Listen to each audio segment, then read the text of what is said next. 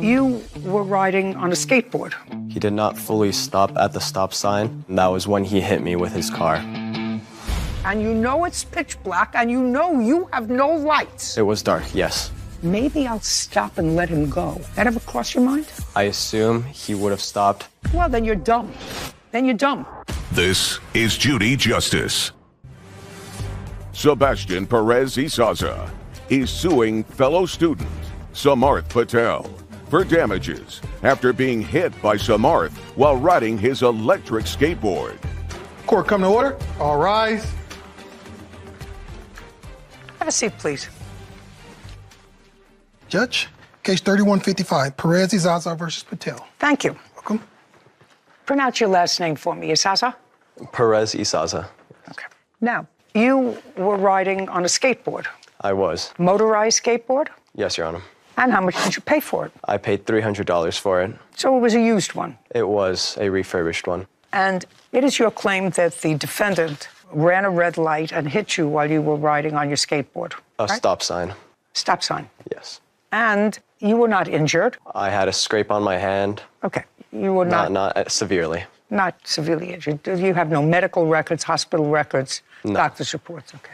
And the skateboard, was it broken? Yes, it was. So, at best, if your skateboard was broken and you were not injured, then the most damage you had was $300 for your skateboard if it was incapable of being repaired. Would that be a fair statement, sir? Yes. And that was if you were in the right with regard to this accident. Yes. And it is your position, Mr. Patel, that you did stop at the stop sign that was there. Yes. That you did, in fact, stop. You asked him if he was okay. He said he was. You exchanged information. And you were then called back by police to return to the scene because I was the plaintiff... actually called back by Sebastian. Okay. Does somebody have a police report? Yes, I do. I'd like to take a look at it, please.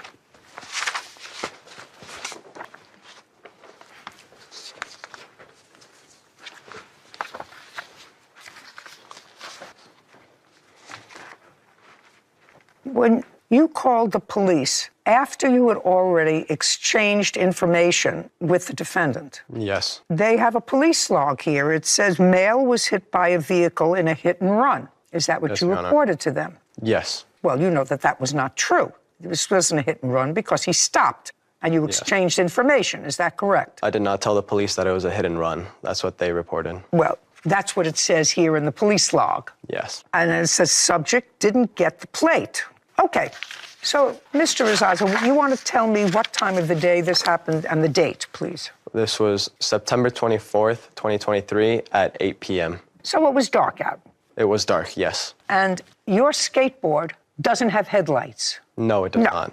I want you to go over to that photograph, which is a photograph of where the accident, I assume, took place. And I want you to show me where you were riding.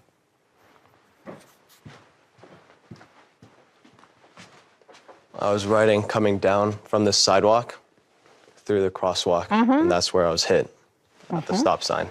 You allowed to ride a motorized skateboard on the sidewalk? Yes, under Texas law, with electric skateboards, you can ride on sidewalks and in bike lanes. Step back. It is your claim that the defendant was driving and went right through the stop sign. Yes. Do you know the speed limit in that area, sir? On the main road connecting to the stop sign, it is 40 miles per hour. On the road coming into the stop sign where he was driving, it's 20. Show me. I do not believe I have a picture of the speed limit sign. I have the picture, Your Honor. I'd like to see it.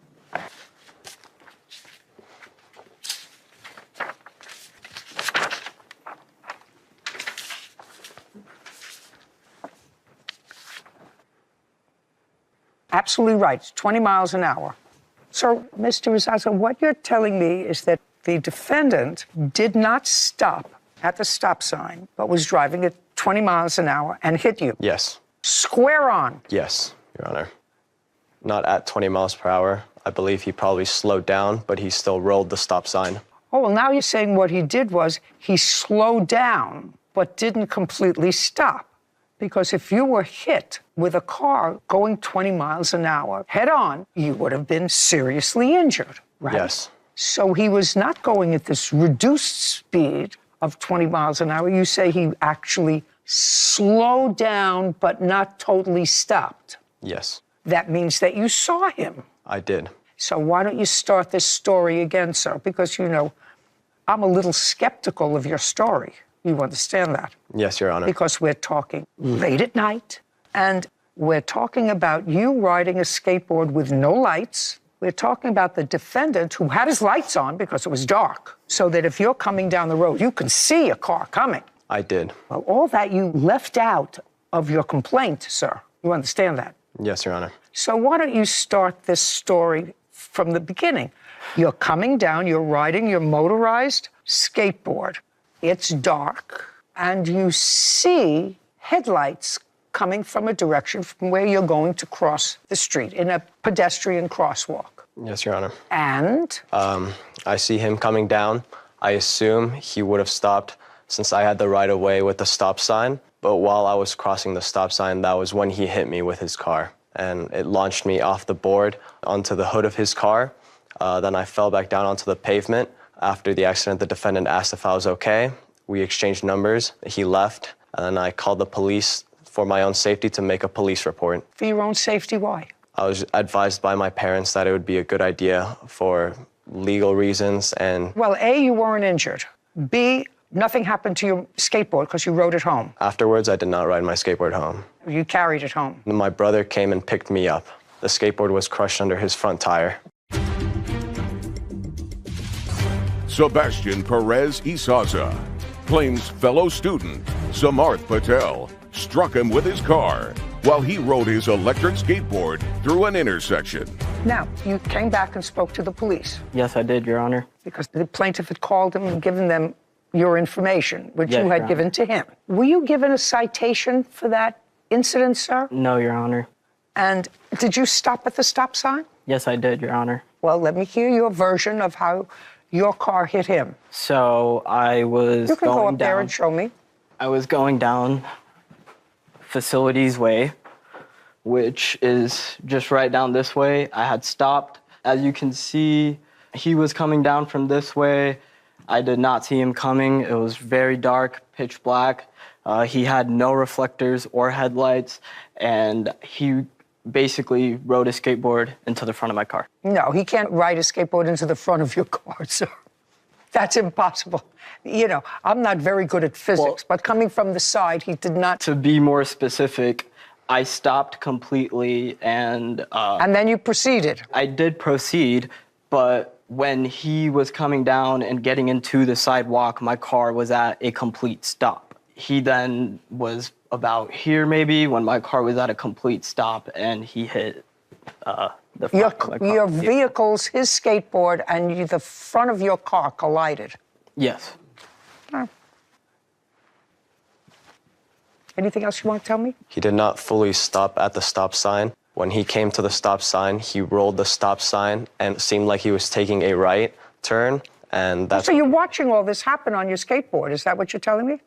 Yes. I want to tell you something. I think that those things are dangerous. Yes, Your Honor. He's riding in a 3,000-pound car that has lights, and so you saw it. And I would say to myself, under those circumstances, if I were dumb enough to ride a skateboard, which I am not, I've got a little tiny board here. That's a 3,000-pound vehicle, and it's dark. And my little board doesn't have headlights, so I'm not sure he sees me. Maybe I'll stop and let him go.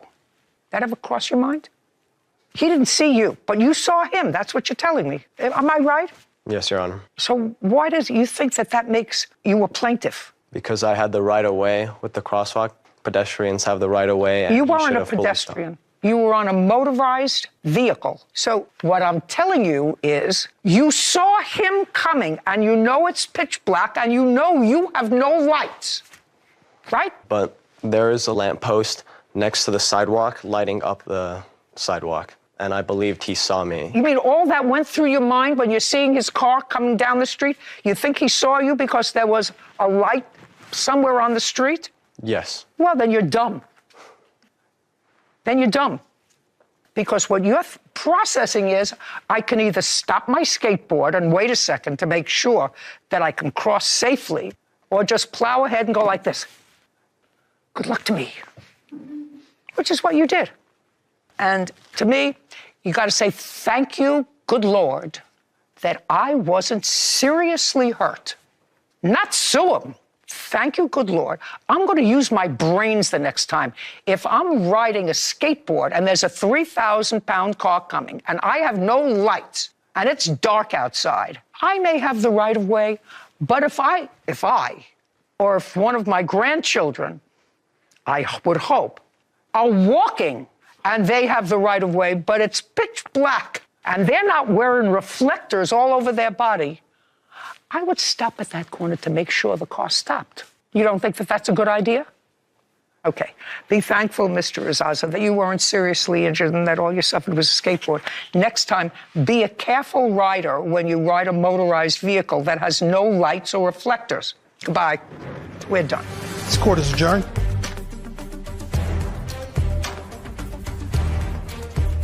When he was coming, I didn't see him at all because it was dark and he came out of nowhere, basically. I tried to slow down a bit, but by the speed I was going, by the time I was at the crosswalk, it would have been too late. Not to ride skateboards in areas they shouldn't be ridden in. I'll be a lot more careful at night, especially since I'm harder to see. Yeah, obviously I'm happy he's okay, so. Yeah, I'm glad I wasn't seriously injured by the accident, but I'm glad I'm here.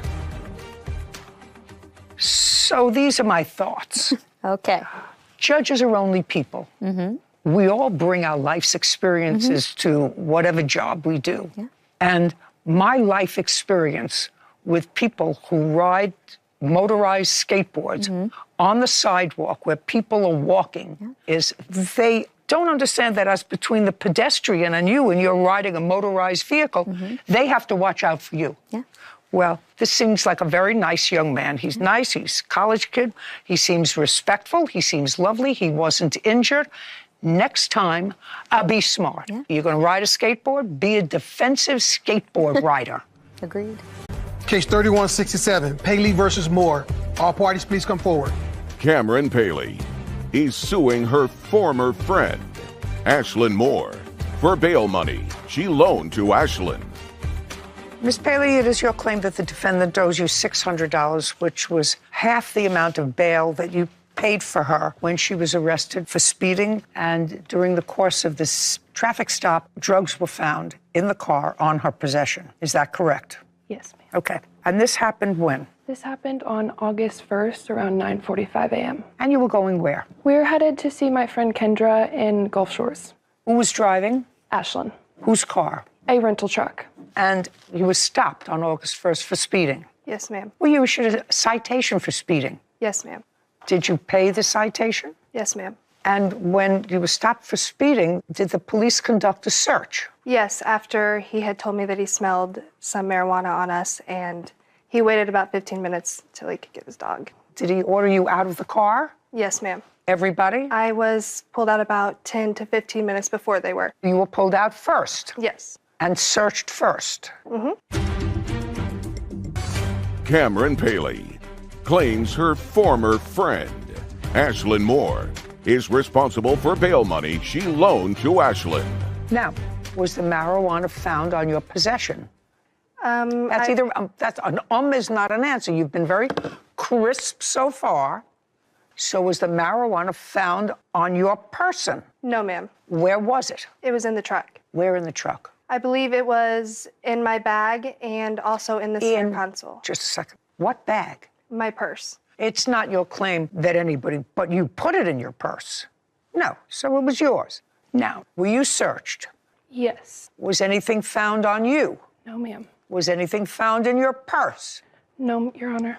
Was your witness searched? Yes. Was anything found on her person? Was anything found in her purse? No, ma'am. So the only marijuana that was found in Miss Moore's purse and in the console of the car? Yes. Is that the middle console Yes, or the ma'am. side? The middle console. So you were taken into custody because in the state that you were driving through, marijuana is not legal. Yes, Your Honor. A plaintiff says that your bail was $1,200 and that she went to the bank and took out the money and bailed you out. Yes, Your Honor. And you paid her back $600 of the $1,200. So tell me why you don't owe her the rest. So when we were pulled over initially, when we first saw the flashing lights, Cameron was very hysterical in the front seat. She started spraying perfume, like trying to roll the windows down, turn the air on, airing everything out as Just a one second. would. The only reason you do that is because you've been smoking marijuana, right? Yes, Your Honor. And was everybody smoking marijuana? Yes. Including you. Yes. But you were driving. Yes. Well, that's actually no different from having a bottle of Tito's and drinking while you're driving. Is that your mother? Yes, Your Honor. Of course it's your mother. It's one face. What did your mother say to you when you told her this story? She was very disappointed on us, obviously. Did she tell you how dangerous she thought it was for you to be smoking grass while you were driving a car? Yes, she did. And that it's your fault? Yes, Your Honor. Well, your car, your speed, your marijuana. Your Yes, Your Honor. marijuana. Now, you have 30 seconds to tell me why you don't owe her the other $600. We had a verbal agreement that if I took the blame for everything, that she would pay half of my bail. Well, you were to blame for everything. If I took blame for everything that was in the car. It doesn't matter whether you took blame for anything that was in the car or not. If they found one joint in your pocketbook, they would have arrested you. And you were smoking and driving at the same time. So what was there to take blame for? I mean, the fact that these two idiots were smoking too. It seems ridiculous. But you could have killed them and other people too. That was foolish. She says, Miss Paley, that you had an agreement with her, which if you did, I'm prepared to enforce, that you would pay for half the bail. That is not true, Your Honor. Okay. Well, then why don't you tell me how it came about that you paid the bail? Okay, so once she got arrested, I was freaking out. We went to Walmart. How did you get to Walmart? Taryn drove the rental truck. So she was smoking with everybody else. We had not smoked that day yet, I do not believe. You mean the police officer smelled it on your clothes? Mm-hmm. Well, that's possible. Unlikely, but possible. Okay, so she drove a little bit high to Walmart. And? I was on the phone with her sister and her sister's boyfriend. I believe her mom was there, and they were basically pressuring me. No. Did you speak to her mother? I did not. Okay, so you can't tell me what anybody else said to you on the phone. Okay. Now, I want you to tell me what arrangement you had with her, or she can tell me if you don't think that you had any arrangement with her to pay half the bail. We did not have any arrangement to pay half the bail. Okay, now let's have it, Miss Moore. Tell me when it happened, who was on the phone, was it in person or not? Let me hear. It was in person. As we were getting pulled over, we knew that we were going to get searched. Whenever he walked up to the car to take my license and registration, he stepped back and was waiting about 10 minutes until he got his backup driver and the drug dog to search the car. As we were saying that, I stated, you know, he's going to find something. Obviously, we have stuff in this truck. He's going to find it. And we all agreed, yes. No. That's conclusion. Okay. I said to her, while you were all panicked, because the cop pulling you over for speeding, and you know you're going to get searched, and you're the driver of the car. And if you hadn't been smoking that day, well, which I don't believe, then you wouldn't really worry about the smell of marijuana in the car. So I want to know, as this event is unfolding, you've got lights pulling over, then you're having to, by the way, I'm going to take the blame for everything, but you have to promise. Is that what you want me to believe happened? Okay. You have any proof of that to give to me? No, ma'am. It was a verbal agreement. Okay. Judgment for the plaintiff in the amount of $600. Your problem. Do you understand? Maybe your mother believes that nonsense, but I don't believe that nonsense because at the time a cop pulls you over in a car and you know you're speeding and you know you have drugs in the car and you know you're in trouble. What you don't say to the other people in the car is, listen, if I get arrested for all this, we're going to share the bail. That doesn't even go through your mind. So, nice story, nice trick. It never happened. Goodbye. We're done. This court is adjourned. I think that it's very upsetting that she didn't believe my story. As it was a true story, I wouldn't have lied. She lied about the agreement. We did not make any agreement. She did owe me all my money. It was all of ours. Her family was trying to pressure me into bailing her out and told me I'd be a bad friend if I did not. First of all, don't take the blame for everybody's stuff ever, and pick good friends. Pick better friends. I have a big problem with all those after interviews. For starters, as a mother, To say your only 2 pieces of advice for your daughter, who just went through this entire legal proceeding, sat in jail for 12 hours, and your only 2 pieces of advice to her were never take the blame for everybody and pick better friends. And people are really ignorant, but everybody knows that you should never drive when you're high. That is pretty much a blanket, everybody knows that rule. No excuse for that. No excuse at all. And I think her parents should probably adjust her priorities and her advice to her daughter to make sure it doesn't happen again. How about taking the car? Yeah, or not renting the car for her. Right, or that's better. Yeah. Yeah. I was coming from being chased. There was no speeding car following you. They should have been right behind you. I turned, and I guess maybe they kept going straight. I guess not. Yeah. This is Judy Justice. Andre Skates is suing motorist Melissa LaChapelle for vehicle and property damage. Court come to order. All rise. Have a seat, please. Judge, case 3132, Skates versus LaChapelle. Thank you. You're welcome. Miss LaChapelle, I'm going to start with you because this case is relatively simple. You hit his parked car and moved it from the street where it was by virtue of the force of the hit onto somebody else's lawn. Yes, ma'am. And the date that you did that was May 1st of last year. What time of the day? I believe it was in the afternoon. What do you mean you believe it was in the afternoon? How many times have you hit a parked car? My first. Well, then I would know what time it was. Approximately what time was it on May 1st? Around 2, 3 o'clock. In the afternoon? Yes. Where were you coming from? I was coming from being chased. Where were you coming from? Prior to the accident, I was just sitting in a parked car. So I was driving, and I had a conference call come in, so I just pulled over so I don't drive. You pulled over randomly. And parked where? On Florence and Western. How far is that from where you hit his parked car? Maybe about a couple of miles. Did it take you 5 minutes to get there? 10 minutes to get there? How long were you traveling? 15 minutes. So you were driving for 15 minutes from the time your car was parked until you got to where you hit his car? Yes, ma'am. And what kind of car were you driving? A Dodge Journey. Was it your car? Yes, ma'am. Was it totaled as a result of this accident? Yes, ma'am. Okay, now you're going to tell me the story that you're going to tell me about the circumstances surrounding your hitting his parked car. Well, on September 16th of 2022, I had a hair appointment. I showed up at my hairdresser, and there was no show, no call. So moving forward, I set an appointment with another young lady in the salon, and I got my hair done. And so when I reached to make the payment to pay her, I came across being scammed. So I explained to Came across being? Scammed, like someone hacked my bank account for the funds. Okay, and you have proof of that from your bank? No, I do not have that. So the answer is, account. just a second. So the answer is, you do not have any proof as to the beginning of this story? No, okay. I have no proof of the bank account being hacked. Well, but you showed the hairdresser, according to you, that your bank account had been hacked. That's why you couldn't pay her. Correct. Well, I'm just asking you for proof of that. No, I don't have it on me. So you don't have it? No.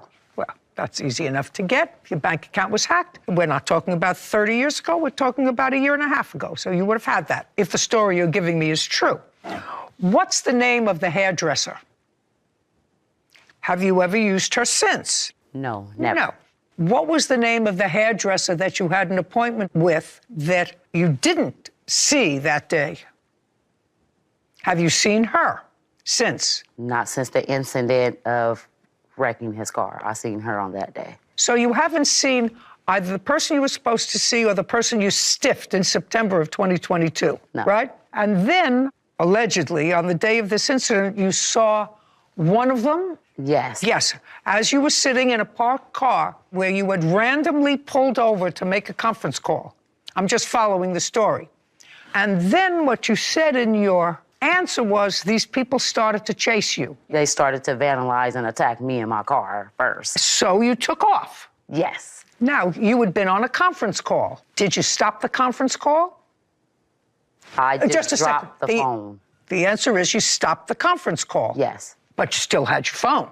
Yes. And somebody was chasing you, according to you, for 15 minutes in your car where you were with your phone.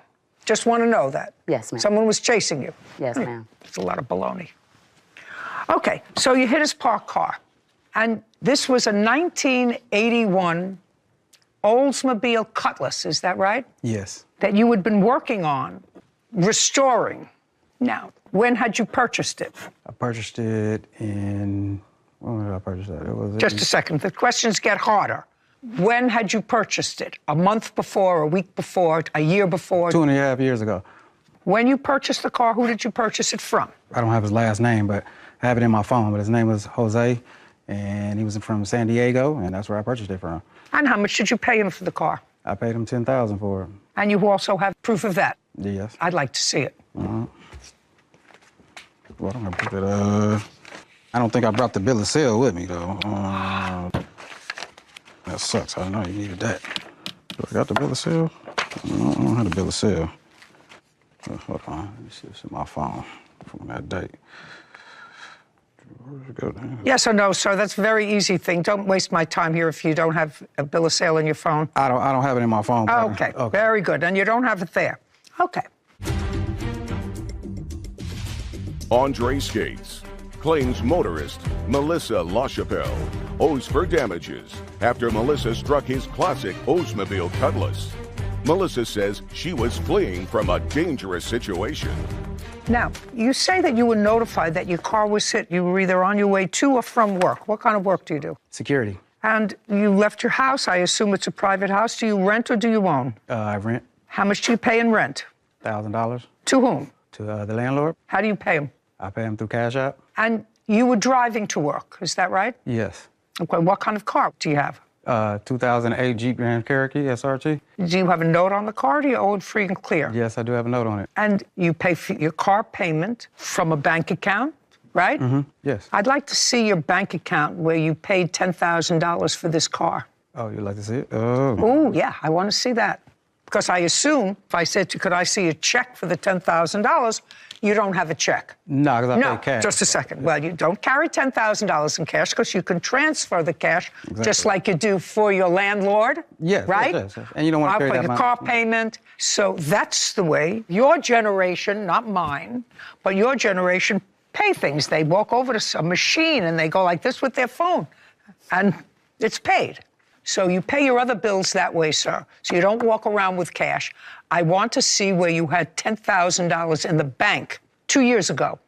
I know you're going to ask me that. Okay. You want to see a photo? Yeah. Mm-hmm. Okay, Autobahn Classics. So tell me how much this is. Oldsmobile Cutlass. Okay. So they range. There's some that are very expensive, like $28,000 that I've seen that are fully restored. And then there are some, like this one was $22,000. But then there's This some, is the 81, yeah. Yeah, but then there are some that were not restored that I saw for about $8,000 or $9,000. Mm-hmm. Not restored. Yeah.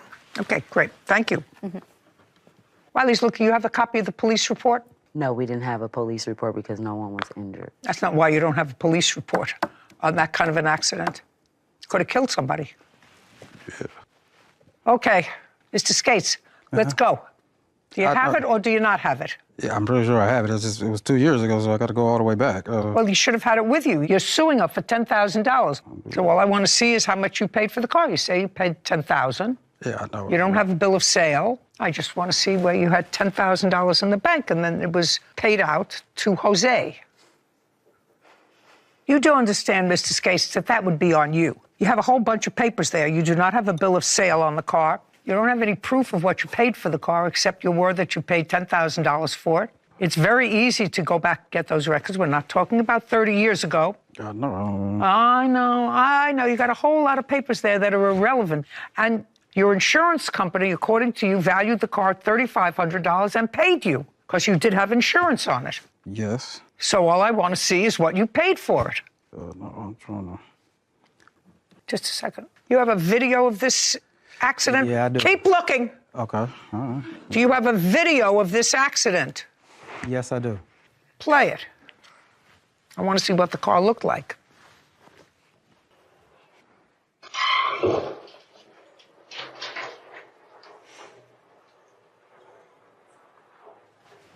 Play it one more time.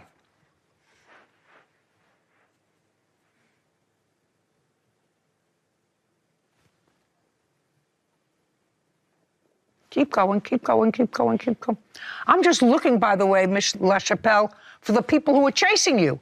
Because now you hit the car, they should have been right behind you. They were chasing you, right? I'm looking at this, and now you're all slowed down because you fit a car. I don't see one car pass by there. Not a one. Correct. Yes, correct. Of course, it's correct. I turned, and I guess maybe they kept going straight. And then that's when I had the accident. I guess not. Okay. Mr. Skates, I want to tell you, your exercise in exploring your phone to find proof that you paid $10,000 for this car is going nowhere. Got it? Yes. Now, you insured the car, correct? This old car, because it was going to have value once you restored it. Yes.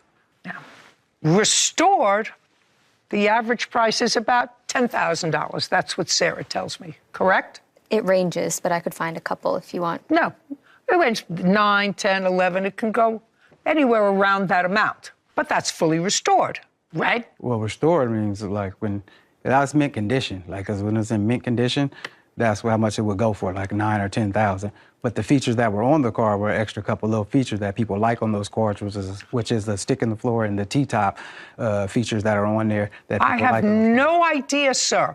Show me what the car looked like before she hit it. There we go, right here. This is the one with the rims. Here goes one. Where's the other one at?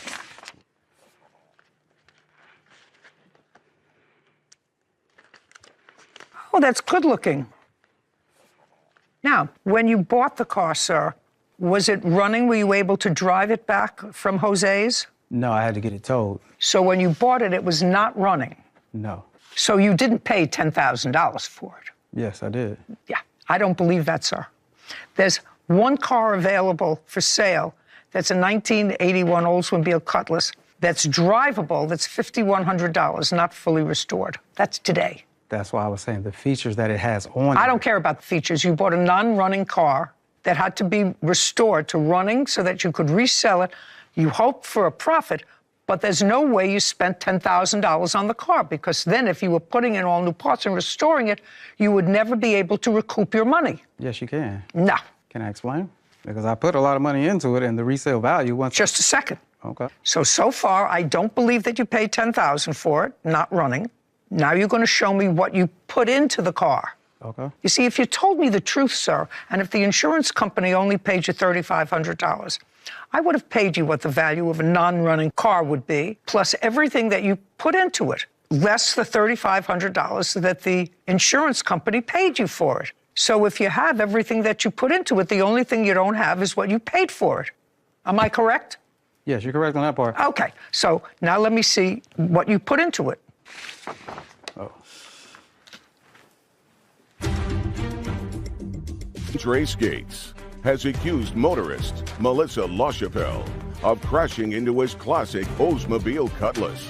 Melissa claims she was being chased by another vehicle. Now, all of your receipts for the car parts that you purchased total $9,393. Less the $3,500 that you were paid by your insurance leaves just for the parts alone $5,893.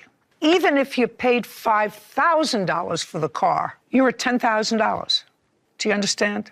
Yes. So if you would given me a figure that I understood, because right now you want me to believe that a man who works very hard in security paid $10,000 for the car and $10,000 for parts. Yes. And the average range for the car is? Between 9 and 18. Between 9 and 18,000. Yes. To buy a restored car, and you've already put in $20,000 in the car before you sold it. And I don't even know if it was ready to be sold. Do you understand? That's how much I was going to sell it for. It was like $20,000. That's what I was trying to explain. Just so I understand that. You've already, if you want me to believe, sir, that you bought the car for 10, you're already at 20. So even if you sold the car for its highest price, which is 20, you'd be breaking even. That's not what you bought it for. Well, no. You bought it to make money. No, I bought it to keep it, actually, because it was a sentimental What? value. I said I bought it to keep it because this was something that I wanted to have for a while, because this was something that was kind of sentimental to me, because we all used to ride these cars when I was younger, so it was something that I kind of enjoyed and liked, and I wanted to keep it. I wasn't planning on selling it right away once I finished. How old are you? 44. So what you're telling me is you remember driving around in this car when you were 2 years old? No, in my 20s. You know, I want to introduce you both to the truth. Hello, how are you? I understand who you are. Thank you very much. Okay, Mr. Skates, you're owed some money from her, even though you've inflated some figures. She owes you some money. Do you have any reports from the police on this? I have the vehicle incident report. I'd like to see it, please.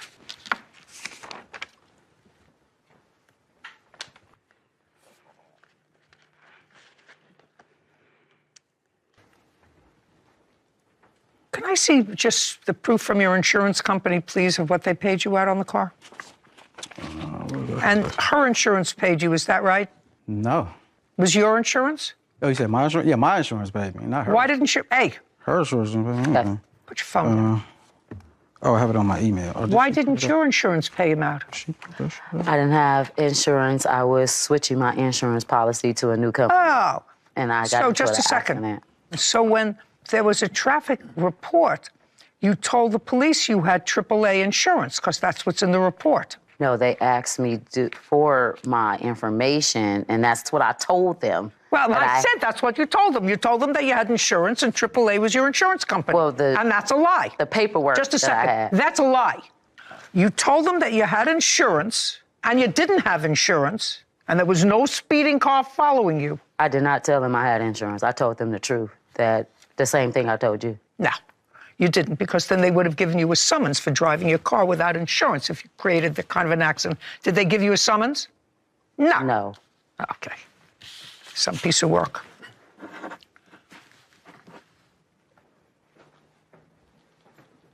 So your policy limit was $3,500. Is that correct? Mm-hmm. Okay. Where is the car now? The car? It's not an answer. Where is the car now? In front of my yard. Okay, so you have it. Yes. And this incident took place on May the 1st. Yes. Why is it still at your house? Because I plan on getting another one and rebuilding it. So you plan on using it? Well, I plan on using it for parts, because I can't do anything else with it. Or you plan on using it for parts, whatever it is. Do you have a photograph of it? Yes, I do. I'd like to take a look at it. There's a couple more.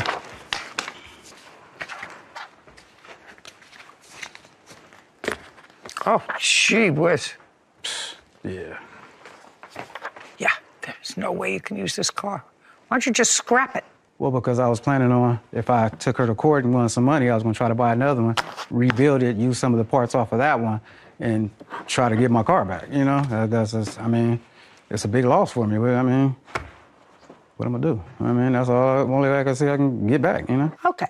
Valuing the car at $10,000, which is $9,000 what you put into the car. I have no idea what you paid for it. You got $3,500.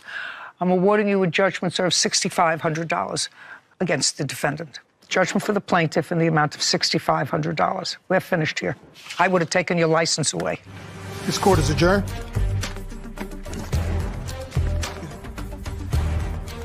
Because I was running from someone chasing me for my life. It was self-defense. That she was being chased by some girls, that they stole some hair or something like that. And I was like, well, where are they? We didn't see anybody there. If they were chasing you, why didn't they stop and come and get you? Why didn't you crash? Because that was their time to get you if they were going to get you. Because the person was not turned down the street as me, so it is what it is. But then she mentioned it to the judge, but didn't mention it to the police. And she said it to me because I was wondering why you were going so fast down a narrow street with a bump on it.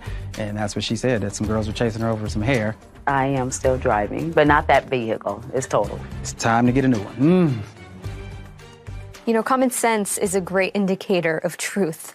And I think that if the defendant's story was true, that she was being chased and harassed by these two hairdressers, you have your phone in your car. You laid it out perfectly, that you make a quick 911. You call them and you say, oh my God, these crazy people are chasing me. or none of it ever happened. Or when you finally cause an accident like that and your car is severely damaged, and there's nobody chasing you. Yeah. You stop to wait for the police, and when the police finally come, because she was looking to boot out of there, you say, these women were chasing me. I know who they were. Yeah. You would create a police report. Yep. Just a whole lot of who shot John. It's unbelievable to me that people could make up interesting stories. In 2022, she had one hairdresser appointment. She had Very another- intricate. Very, very intricate. Nobody has any proof. Yeah. They never do.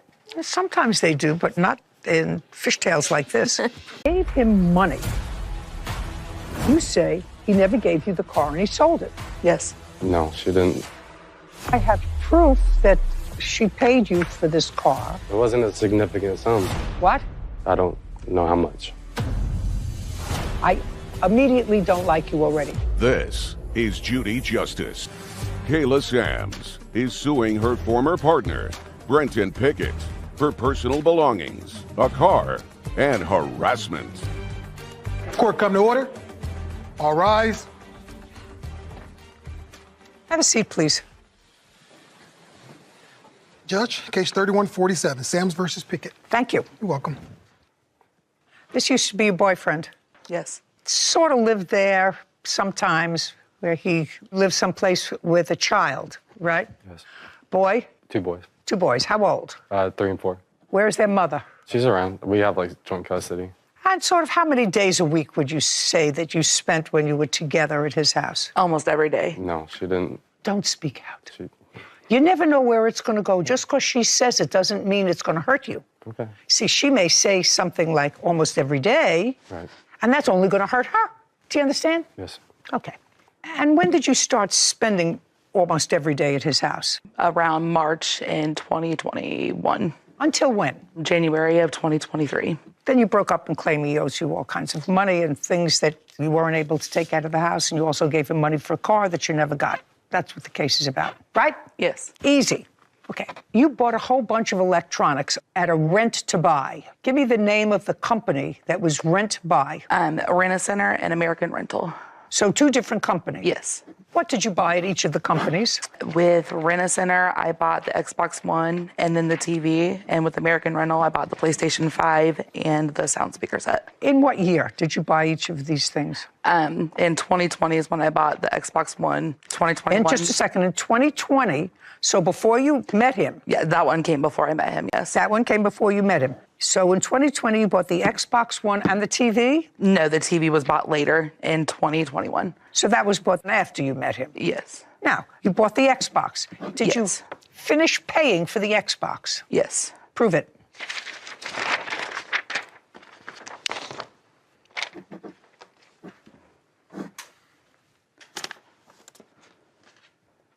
Okay. Now, you're no longer a couple, right? We never were. Well, she would come over and visit, whatever it was. Let's say that you're a nasty guy and you just used her for the electronics and for whatever else. Let's just say you never dated, you were never together, you're just a nasty guy. Where is the Xbox? It's with my son. Where is your son? At home. At your house? Right. We're at his mom's house currently, but... Listen, double talker. You live with his mom? Do you live with his mom? No. Where is the Xbox? At her house with my son. How did it get to his mother's house? She bought it for him, and he took it where he wants. Just a second. How old is your son? 5. 5. 5. Okay. I immediately don't like you already. I wasn't sure if I liked her, but I don't like you already. Who is this? It's my mom. It's your mom. Should have tried harder. Should have tried harder. Aw. 5-year-olds don't take Xboxes to their mother. She didn't give him the Xbox to take to his mother's house. She bought it before she knew your kid. Your Honor. Don't speak. First of all, with regard to the Xbox, it look like you're losing? No, sorry. All right. She bought the Xbox before she knew your kid in 2020. You say no? Prove that she's mistaken. Did you buy the Xbox? No. When was it purchased? I don't know. I didn't ask for You it. don't know? She just brought it over? Yes.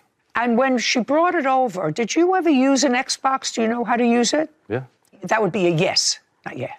Yes, you know how to use it. Yes. And so you used it, and in 2021, when she came over, so your son now is 5? Uncross your arms. Your son now is 5? Yeah. So in 2021, he was a year and a half old, right? Something like that, yeah. I'm not great in math, but that would be about right. He just turned 2 right when we got together. So he was 2. Okay. Now, you're talking to somebody who's had a lot of kids, 13 grandchildren, got a great-grandchild who's a year old. They don't use Xboxes when they're 2. His father used the Xbox. I don't. Then she used it to play. She didn't live in my house to play it. You should have tried harder with him. So, where do you come from? Indiana. You want to go back to Indiana? You flew here. We paid for the ticket, right? Yeah. Get the Xbox back. He will break it. Shh. Oh, no, he won't, because he also, when he comes here, he gets an appearance fee, which you're not going to get until she gets her Xbox back. Do you understand that? Yeah. You understand it perfectly. Yes. Right. The appearance fee that you're promised is going to be zippity-doo-dah until she gets her unbroken Xbox back. Understood? Right? Mm-hmm. So it depends upon how much it's worth to you. Now, Xbox is coming back to you. TV, when was it purchased? 5/3/2021. What did you bring it to his house for? He needed a TV because Miles broke his. Because what? Miles broke his, which is his youngest son. So I let him borrow it. Now, did you pay for it from Rent-A-Center? Yes. I'd like to see proof of that. This goes with that, and that statement that you have up there goes with this as well. Well, these are all November 27th. Yes, I paid them all off on the same day. Okay, so this is the payoff Yes, statement. that's the payoff statement, Okay. yes. Okay, where is the TV? At my house. What? My house. Okay, we're going to make arrangements for her to pick up the TV. Same conditions. 0 money. Do you understand? Until she gets back her property. Kayla Sams claims her former partner, Brenton Pickett, kept her personal belongings and never gave her the car she purchased from him. Now, what other electronics? There's a PlayStation 5 and a sound speaker set. And I know that he does not have either one of those because I've been told that he sold both of them. Did you sell either one of those 2 things? Put your hands down. Did you sell either of those 2 things? Once they're in my possession. Just yes. That requires an answer, yes or no? Yes. You sold the PlayStation to whom? Someone on Facebook. Should have done better. You're so funny. I'm not trying to be funny. I feel sad for your mother. I know she probably put in a lot of effort into you. You would think. Well, one would hope, and if she did, I feel sorry for her that she should have done better. Okay, so how much did you pay for the PlayStation? $2,699. It came from the rental place, so I paid more for it because of the interest and everything, but I have the receipt right here. May I see it, please?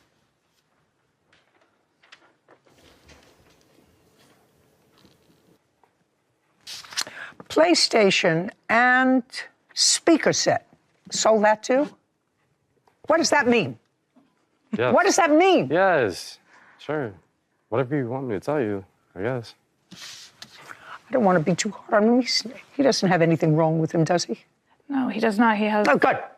That's good. I just wanted to make sure that I wasn't bullying anybody that had a pre-existing condition. His pre-existing condition is just that nasty. Okay. And how much was the speaker set? I paid $904.54 for it. $904.54. Okay. So the 2 things you're going to get back, and the rest of the things that he says he's already disposed of come up to $3603. Now we're going to talk about this car, okay, which I have a little bit of a problem with, that I don't understand this car, because you got a settlement from a personal injury claim in May of 2022, and according to you, he offered to sell you a Dodge car for $4,500. Yes. Did he own the car? His dad gave him the car, so yes, it was his car. Are you still married to his father? No. You can stand up with him, move over. Who's his father? Steve Pickett. When did he give him this Dodge car? I do not know the exact time frame, but I have a message from Kayla that says April 28th of 22, that he was giving the car to Kayla. That's not what I asked you. I said, when did his father buy him or give him the car? What year? I don't know the exact date. But I don't want to know the exact date. I assume that you're in touch with him because you have grandchildren that I assume he needs your help taking care of when he has them in his custody. Yes. Right? I assume that. Yes. So then, if I asked you in what year his father gave him this car, I guarantee you know the year. Guaranteed. I would not. They're separated. How would she know that? I'm not married to his father. I know you're not married to his father. Are you telling me you don't see your grandchildren? Yes, I see my grandchildren. Of course. And your grandchildren live with him. That's what he said. Some of the time, right? So when you see your grandchildren and they're with him and they're young, yes, you know that he's either at work. Does he work? He works, yes. Right. Do you ever take care of the children? I live 2 hours away, so I don't take care of the children during the week, and I'm not there a lot, and my husband passed away of cancer, so no, I'm not there a lot. So I would not know the exact year. Really? I do have a message from Kayla that she said that Brenton was giving her the car. So that's my knowledge of the car. Okay. You have a message from her that he was giving her the car. Yes. Good. Now, she paid you $4,500 for the car, correct? No. How much did she pay you for the car? She did give me money, but as I plan to give her the car, I don't know how much. How much money did she give you? But it was 2 years ago. I don't know. What? It wasn't a significant sum. I have a text message right here that says how much it May is. I please see what she has? It's a joke. It's okay. Is it? No, you're a joke, sir. Okay. You're a joke. Oh, it's so funny. My son is not paying you a blank dime. You are the one that paid him $4,500 for a car that barely ran. He doesn't owe you anything. If you have to pay for all this stuff, that's on you, not him. You've made him miserable ever since you left him almost a year ago. 313-23. Whose number is that? That's my number. Well, that's what you said to her. You are the one that paid him $4,500 for the car. Does that refresh your recollection, sir? Your mother got that figure from someplace. From her. So you mean she's believing her now? Just a second, she's believing her now. You're the one that paid him $4,500 for the car that barely ran. So she's saying she gave you money for a car that barely ran, and he doesn't know you anything. If you have to pay for all that stuff, that's the electronics, that's on you because he's miserable. How do you expect him to pay almost $10,000? That's kind of ridiculous if you ask me. Okay, so she gave you $4,500. But my question to you is, you say he never gave you the car and he sold it. Yes. To somebody else. He sold it to his children's mother. Uncross your arms. How do you know that? Me and are friends now. You have any proof that he sold it to his children's mother? I don't have proof of that, no, but I can get it in my phone. Get it in your phone. So you and his ex, the mother of his children, are friends now? Yes. Did you give the car or sell the car to the mother of your boys? That's either a yes or a no. I gave it to Kayla. So the answer is you did not give the Dodge to the mother of your children. No, I gave it to Kayla. No, like just it a second. says right here. Just a second. But you won't take our evidence, so. I'm going to take your evidence. I'm just laying a foundation. Kayla Sams is accusing her former partner, Brenton Pickett, of keeping her belongings and wrongfully selling the car she purchased from Brenton. Now, you did not give the car that she paid you for to the mother of your children. No. The answer is no. I want her phone number. You want his phone number? That's absolutely right. Sarah, take it down. I'm going to go and call Miss. Find out what kind of car she drives, where she got it from. 487. Okay. So please ask her if she has in her possession an Xbox. Okay. And we want to know whether or not she is driving a 2008 Dodge Caliber. She's not driving it because the car, the front. The car's what? She's not able to drive the car. They had to jump it. She can talk, but I can't. Ask her whether she had the car and what happened to it. You say he gave it to the mother of his children. I want to find out if that's true. Find out when. Mm-hmm. Show me the date that you took out $4,500 to give it to him? I don't have that because when I got the settlement check, my lawyer, they deposited the check into his account and he wrote me a check for the remaining balance after he took what was owed to him. I understand that. So I have the settlement and distribution. I don't need the settlement in that. I want to know when you gave him the $4,500. May 5th or May 4th. It was the same day that I got the money. Did you give it to him in check or cash? Cash, standing in his living room. In any event, his answer seems she's going to get me the information I need. I sold the car to Kayla. That's what you swore to, for $4,500. So that you acknowledge. Let's see if the ex-wife had. She was your wife or partner? Partner. Okay. Now, Kevin, I'd like you to go and take the first 2 documents that he has in front of him and bring them to me. First. This is just proving the contact order was false.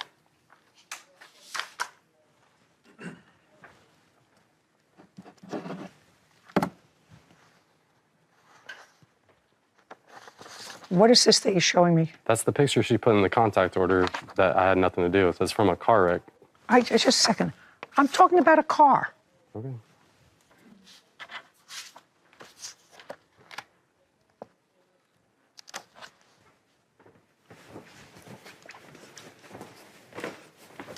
Does not like to answer on the first ring, so it took a few tries, but I got her. And she said about a year and a half ago, she wasn't certain on the exact dates, but she's had her new car for about a year and 2 months.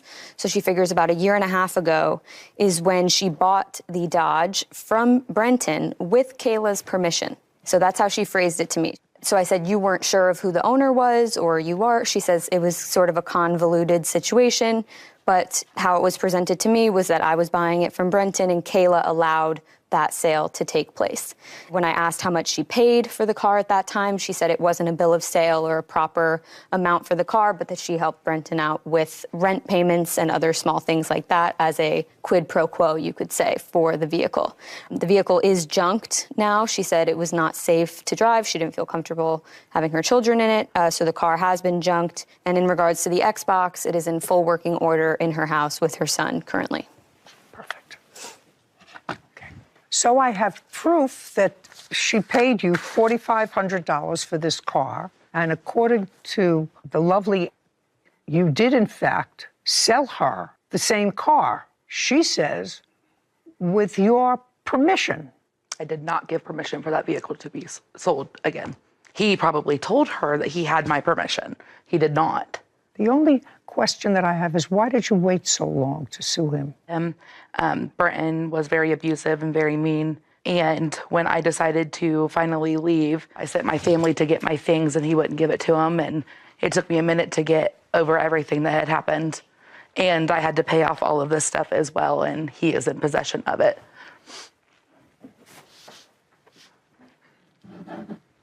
Judgment for the plaintiff in the amount of $8,103 plus the return of the Xbox.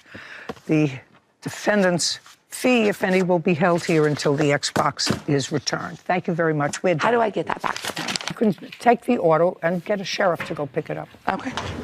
This court is adjourned.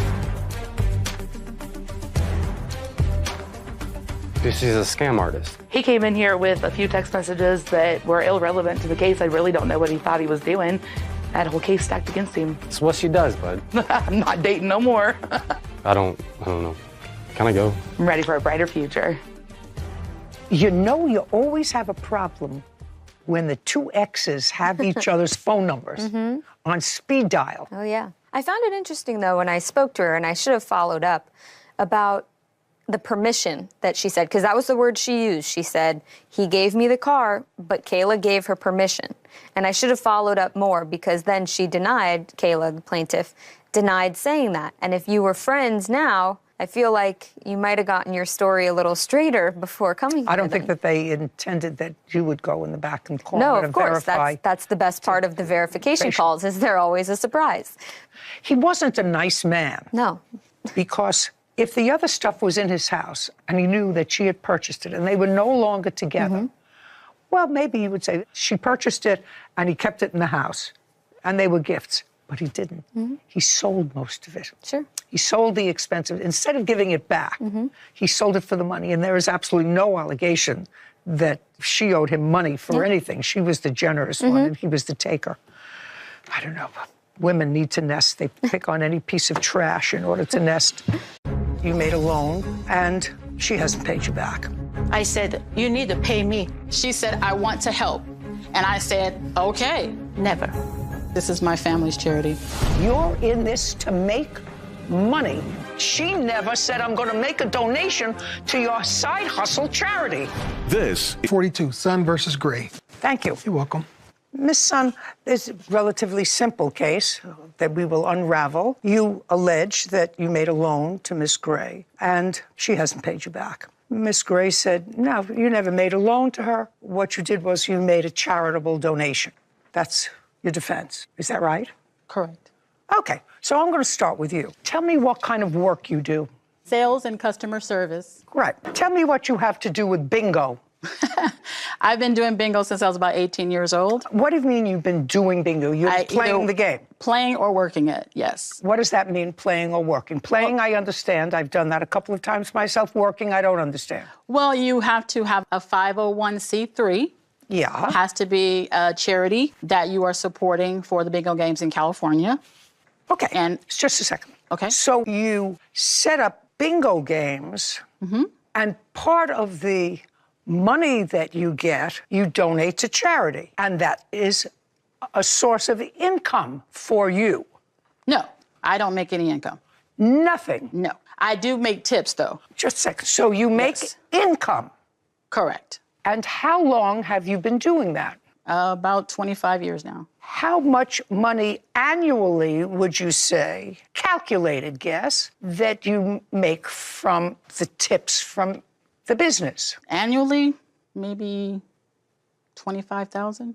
Okay. And how many of these bingo games do you do every year? We do it every week, once a week. Every week? Once a week, correct. And what's the name of your 501c3? Alpha Recovery Life Systems. Okay. You got it? I'm going to stop there. I'm going to take a look at it. And I want to see their last filed tax return. They don't pay taxes. It's a charity. If you're a 501c3, you have to file.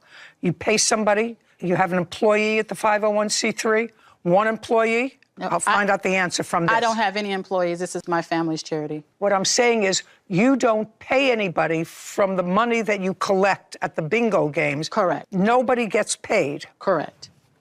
So for a 501c3, look up. You located 1-2 Road? Correct.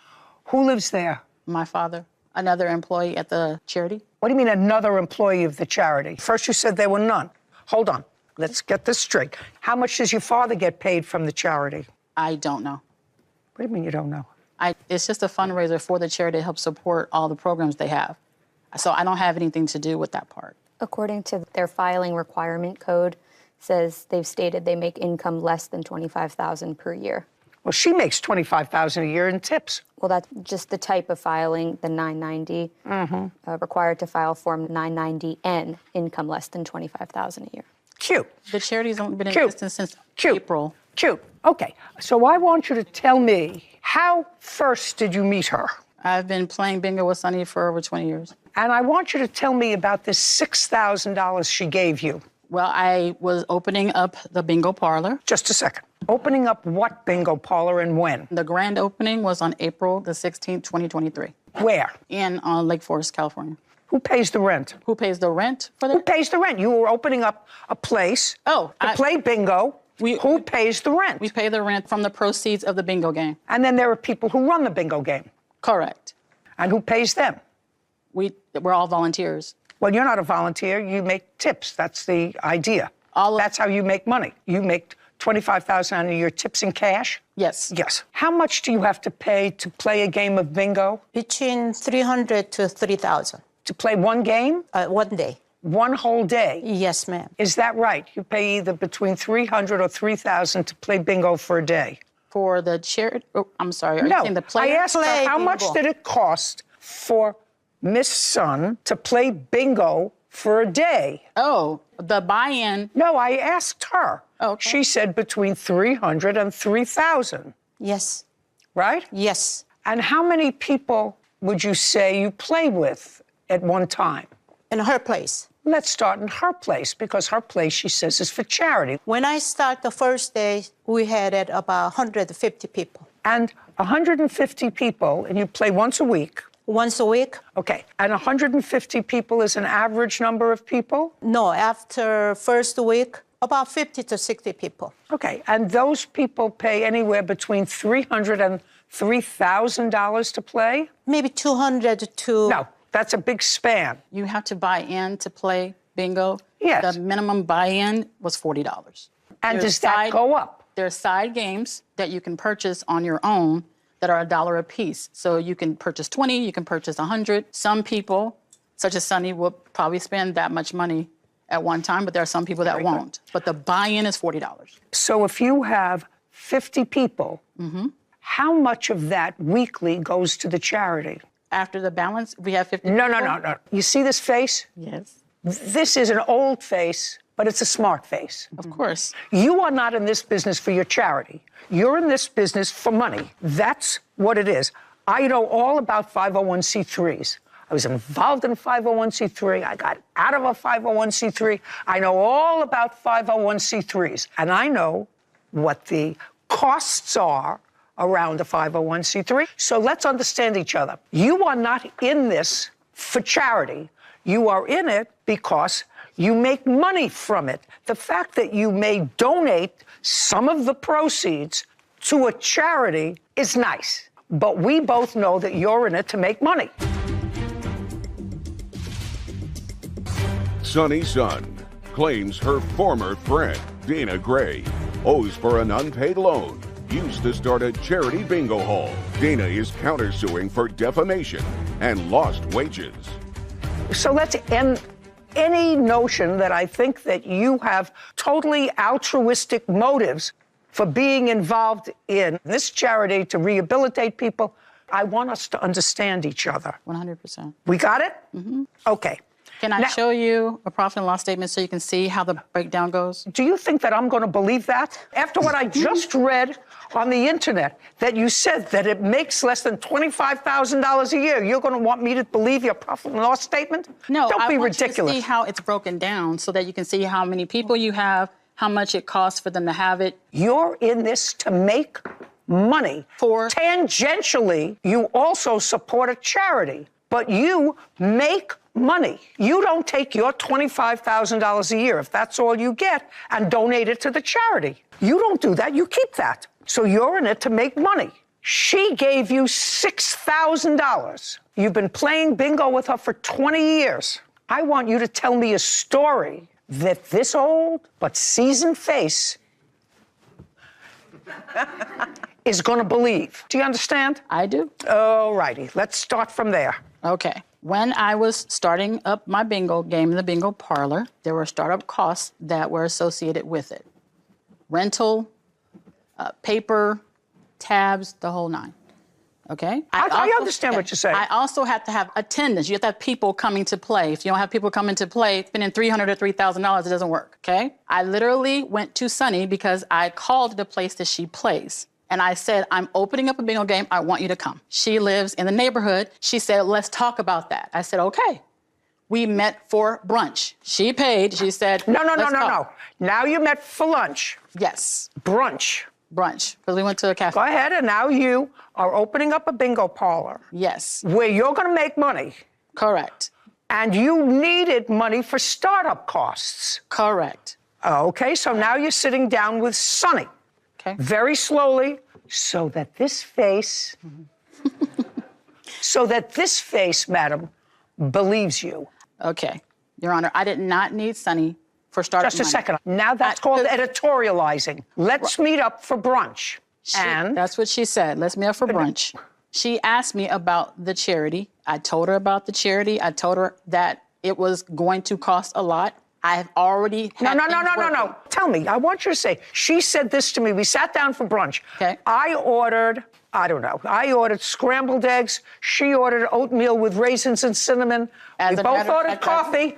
And we started to talk about my new business. Correct. I want you to tell me what you said to her and what she said to you. Then she's going to tell me her recollection of that. Okay. So make sure that I believe your recollection of it. Okay. When we were talking about the charity, I didn't hear you talking about charity. I said to her, the bingo parlor was supposed to be built out for my family's charity. She said, where do I have my 501c? Just a second. You mean before that, when you played bingo with her, she had no knowledge that part of the money went to charity from the other bingo games that you were in? Yes, she does. She did? Yes. So this was not news to her that you were opening this up? That you had to have a charity. So she asked me what my charity was.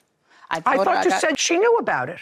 No, you have to have a charity to have a bingo game. Madam, so she asked me about my charity. That's interesting news, that you have to have a charity to have a bingo game. So no, it's all coming together. I love when it all comes together. Okay, keep talking. Okay, I told her that all the things that I'd already done to get the games going. I told her I got the license, I got the insurance, I got everything that was needed. I found a spot to have it. She asked me when I was going to have the grand opening. I told her in April.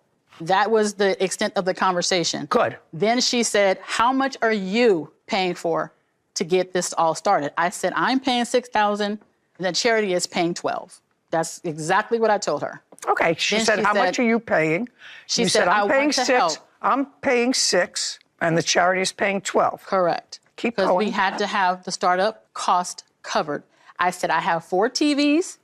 She said, What? You have to have monitors all over the room. Okay, you had 4 TVs. I have 4 TVs. Okay, but right now you had your startup money. Things. Just a second, you had your startup money. Correct. You 6 and your father 12. Correct. So she said, I want to help.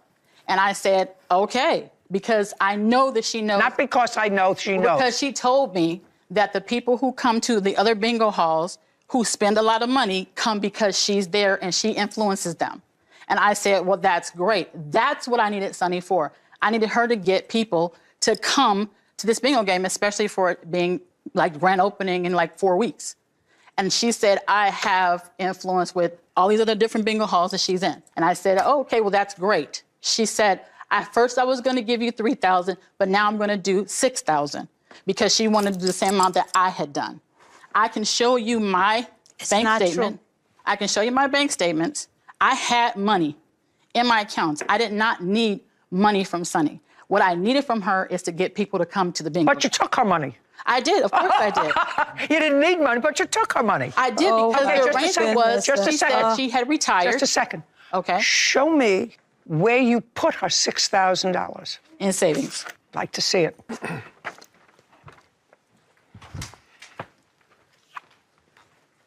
Whose account is this? Mine. Your personal account? Correct.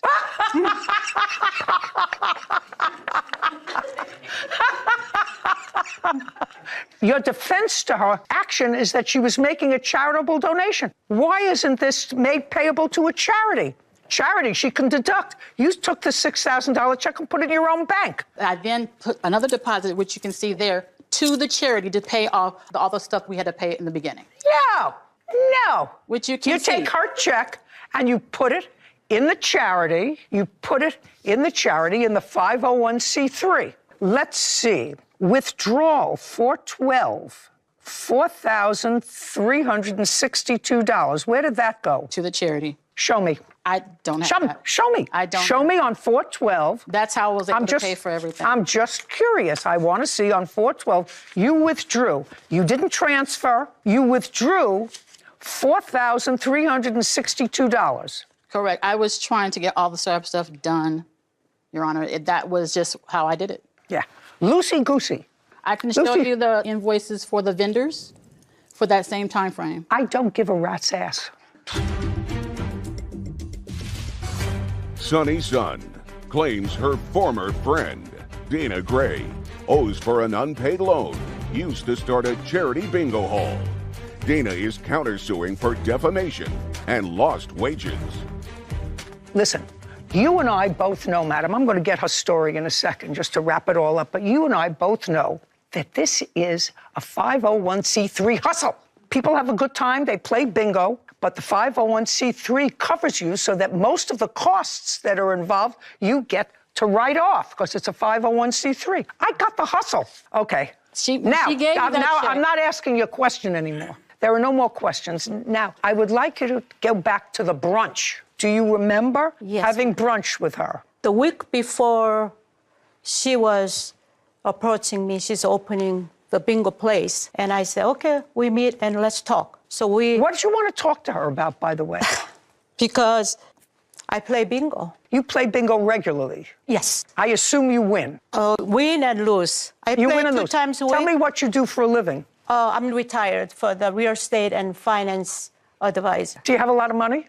Oh, no. I would say comfortable. You're comfortable? Yes. Okay. So I play the bingo. I probably spend more than her. Even she goes 4 or 5 times a week. I only goes 2 times a week. I cannot afford to go more than 2 times a week. Okay, I want you to get back to the... Okay, so I met her. Okay, I met her February 24th, 2023. I met her, and she was telling me before she needed $5,000. And I said, okay. What did she tell you she needed $5,000 for? $5,000 to start the bingo. At that time, she told me her father's foundation paid also $18,000. I said, okay, then I will loan you $5,000. And I said, okay, where I write a check? And she said, oh, by the way, put up $1,000 more, $6,000. So I said, who should I write a check? She said, me. Actually, the day before I changed my mind, I don't want to do it. I told her, I said, you know what? I loan you some money, but I'm not going to involve the bingo. She gives me tears. My heart goes, a week. So I said, okay, I'll help you.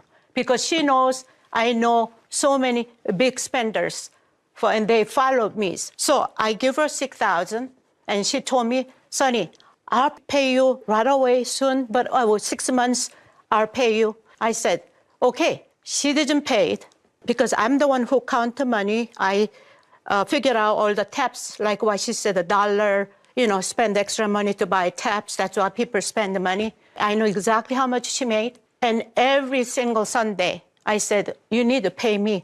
She said, okay. She said, we're going to make a lot of money. I'll pay you. So I said, okay, I give you 6 months. And you can pay me. And she said, okay, I'll pay you 6 months' time. You have any messages to No, that it's effect? just verbally. Okay, that's all I wanted to know. Yes, and then I've been working every Sunday, bring all my friends there. A lot of time I'm there before her, which is about 11:30 to 6:30 all day. I stand up and I help her for the... Miss Sun. Yes. I'm going to ask you a question. I want you to be very, very careful with your answer to me. You worked in real estate for a while? Yes, ma'am.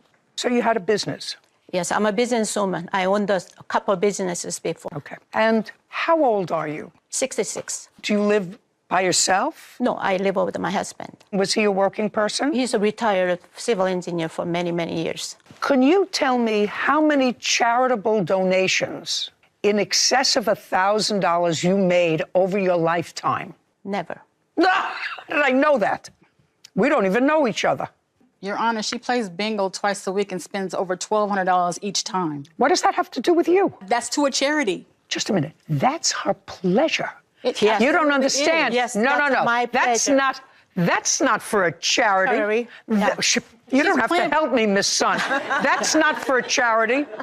She plays bingo because she likes it. And the fact that you all have figured out this side hustle to make money, don't try to convince yourself or me that she plays bingo to help a charity. She doesn't. She plays bingo for fun. I know exactly who she is, and I know exactly that she's never made a charitable donation as a business person with she and her husband working, because I know that. I know that. And I know here that she never said, I'm going to make a donation to your side hustle charity. She did not. She did not. She said it was bingo support, which is on the memo of her check. It's bingo support. She's a businesswoman. What does that mean? She's a businesswoman. That means she's going to get the money back. Bingo for us starting it off. That's what it was. Just a second. I don't want you to speak. Day one, she gave me this gold bracelet. Day one. Say, I hope we're off to a good start. We're going to be successful. There's more. Just a second. I don't want you to speak. She gave you a gold bracelet. We're going to be successful. That means she's going to get her money back. Correct. She's going to get her money back. What do you mean we're going to be successful? She's not a charity. You're the side hustle charity. I literally said. Judgment for the plaintiff in the amount of $6,000. It's just too bad that people don't recognize the side hustles. Goodbye. This court is adjourned. really a charitable donation. It was to support the charity. It was a little bit different. I'm so glad I'm here, and I think everything was a great result. We were both in it together, and it did not do well, and she literally got impatient and was ready to stop. I don't have that kind of money to donating to anybody. My heart is in the right place for everything I do for the charity and for the people in the community. No more bingo with her at all. Some of the things that she said there just was not even true. You could probably tell from my reaction to this case that I'm sensitive about administrative costs and 501c3s. Sure. So much of every dollar goes to administrative costs. Sometimes those administrative costs are reasonable. You donate $1, but they need 40 cents on that dollar in order to cover the cost. Cover the costs. Some you donate $1 and 90 cents is cost. And only 10% go to feed the hungry or save the dog or whatever. If you make an item and you sell it and you say, for every pair of sneakers I sell, a portion is going to be donated, that will make you a 501c3. Got to be careful and smart with your money. Maria Gonzalez and her son, Noe Ramirez, are suing Maria's daughter's ex-fiancé, Michael Cortez, for wedding costs and vandalism to Noe's car. Court come to order. All rise. Have a seat, please. Case 3108, Gonzalez Ramirez versus Cortez. Thank you. You're welcome. You're Miss Gonzalez. Yes, I am. This is your son. Yes, Your Honor. That's your daughter. Yes, Your Honor. Your daughter and Mr. Cortez were engaged to be married. That's correct. How old is your daughter? She's 28. And you, sir? 27. How did you meet? We had met on a dating app back in October 2020. Okay. And when did you become engaged? It was sometime in 2022. It might have been around April. Did you give her a ring?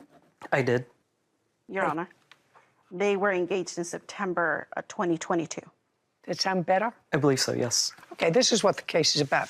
Miss Gonzalez, it is your claim that wedding plans started to be made, you were paying for the wedding, and he broke off the wedding and broke off the marriage, future marriage, and you believe he is responsible for the non-refundable deposits that you put down on venue and maybe music, flowers, I don't know what. And that's part of your claim. You, sir, are her son, her brother, and it is your claim that Mr. Cortez vandalized your car.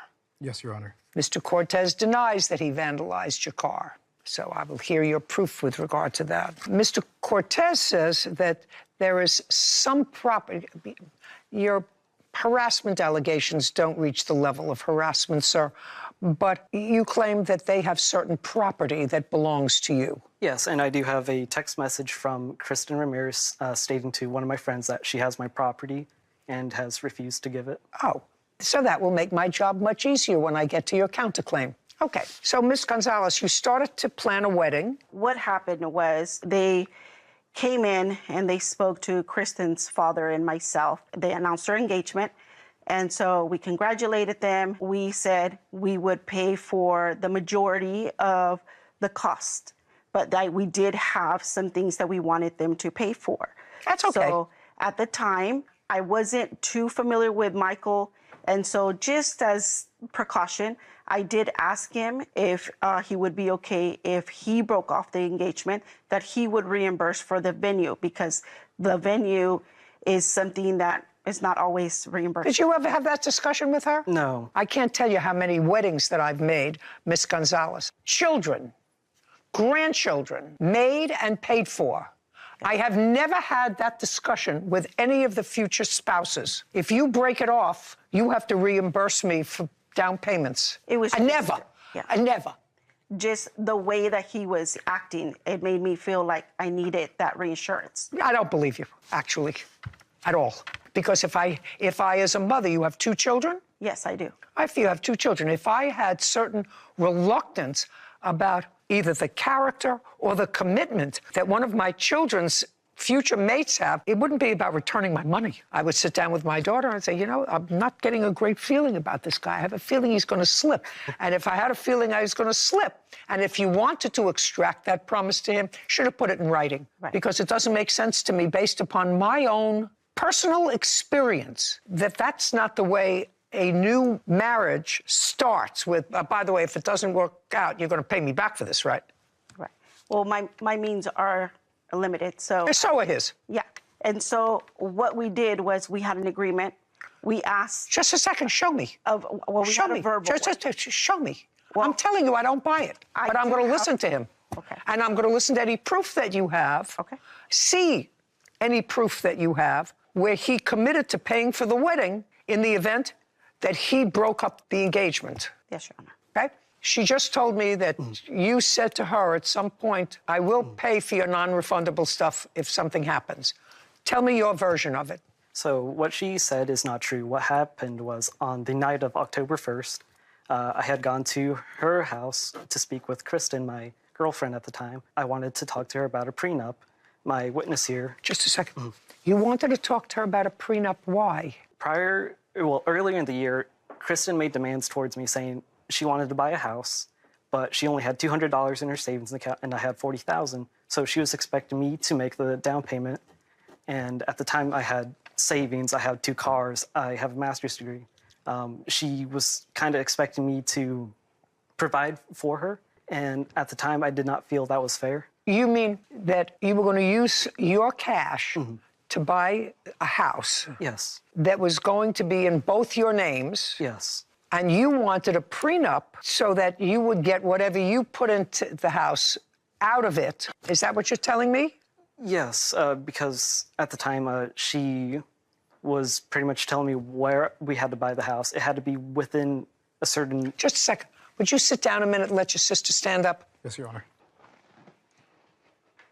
You're Kristen. Yes, Your Honor. Okay. Kristen, I want you to tell me about this house business. You had no money. I don't have savings, but I had a job. But you don't have money. You don't have savings. He had savings. You were living with your parents. You discussed with him buying a house? We did in the future. It wasn't about buying a house. We had to have some form of living situation when we get married. That was the expectation. And that's what my mom discussed with him too, was that it wasn't him needing to buy a house then and there and in a certain area. We just needed to be able to live somewhere because we're getting married. How are we going to live in like our you work, you just told me, and he works. So you find an apartment and you each contribute to the rent and the expenses. Yeah. Is that what was the intention? Yeah, and we're both on the lease agreement and I did pay half. Or I paid as much as I could. Did you live together? We lived together, and then my brother also offered to be on to kind of help with costs too. So it was kind of help with costs. You mean he lived there? He also took up the spare bedroom. Well, that would be a yes. He lived there. Yeah. So I have a copy of the lease. It's myself, Maria Gonzalez, and Kristen Ramirez at the time. Okay, so you're on the lease. Yes, I co-signed for him because he was hesitant in getting and securing a housing. We had less than 2 months, Your Honor, for the wedding. And I was very truthful with him, and I told him, you cannot live in our house. You need to secure housing. That was our agreement in the beginning, that you would be responsible for housing. I never said anything about buying a house or anything. It's just you got a butt out of your children's business. You have a 28-year-old daughter. What are you giving him instructions for? Because, Your Honor, he wasn't doing anything. He had a room. Well, that's up to her. Right. That's not up to you. I mean, your daughter's almost 30. Why is that up to you when she's got a fiance? She's got to figure out what she's going to do with him. What did you have to do with that? When we were discussing the wedding, we did say these were the expectations. You were to have a place for them to stay. It didn't matter where they were going to stay. I never said anything about you have to buy a house or you need to get an apartment or anything. It's just a stable place. What other expectations did you indicate to him that you were expecting? That he pay for the wedding license and that he pay for his clothing.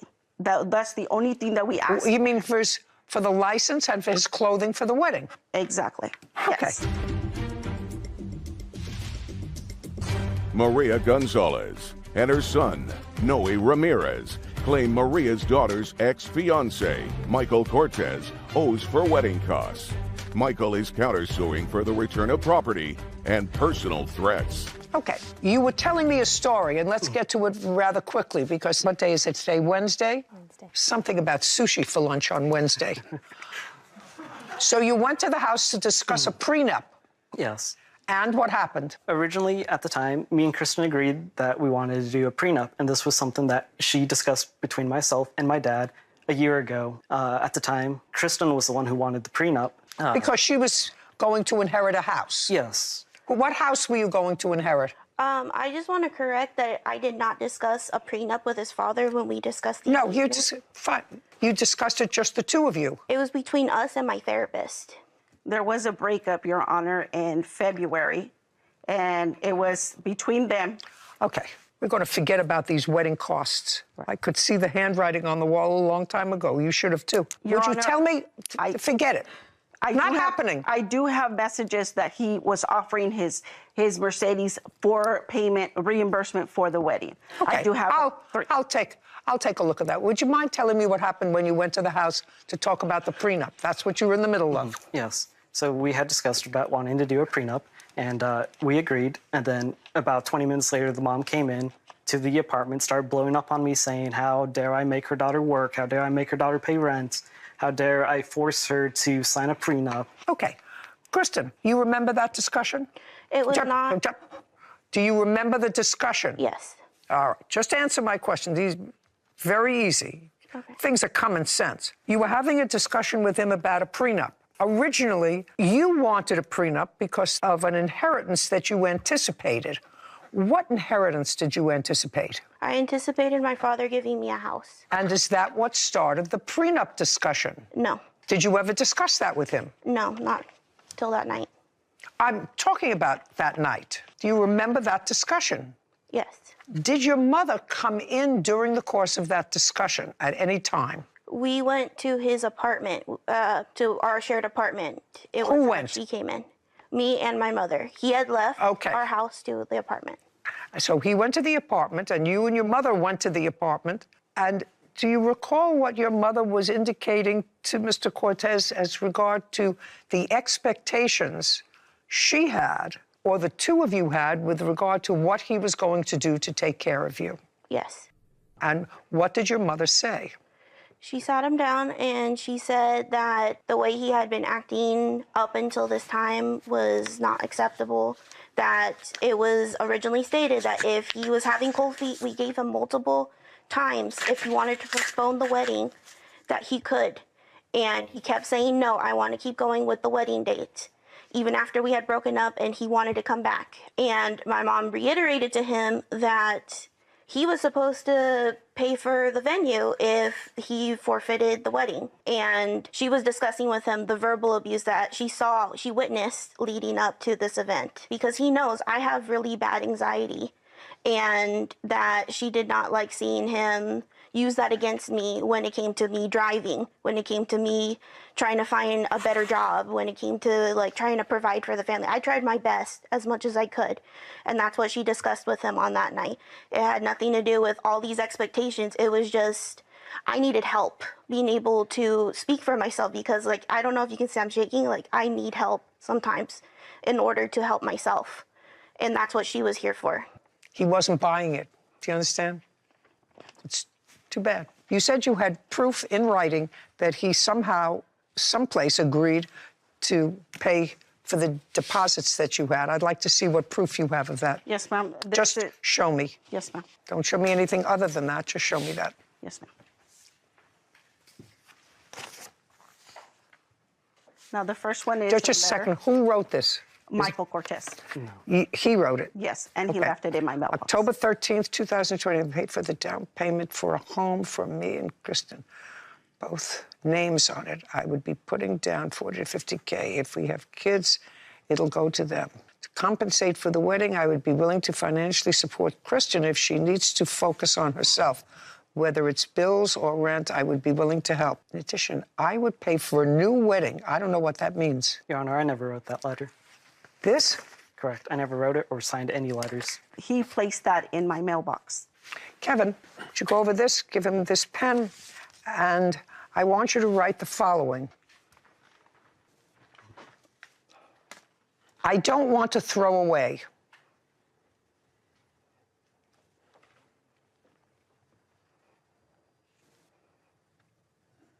Okay, that's all.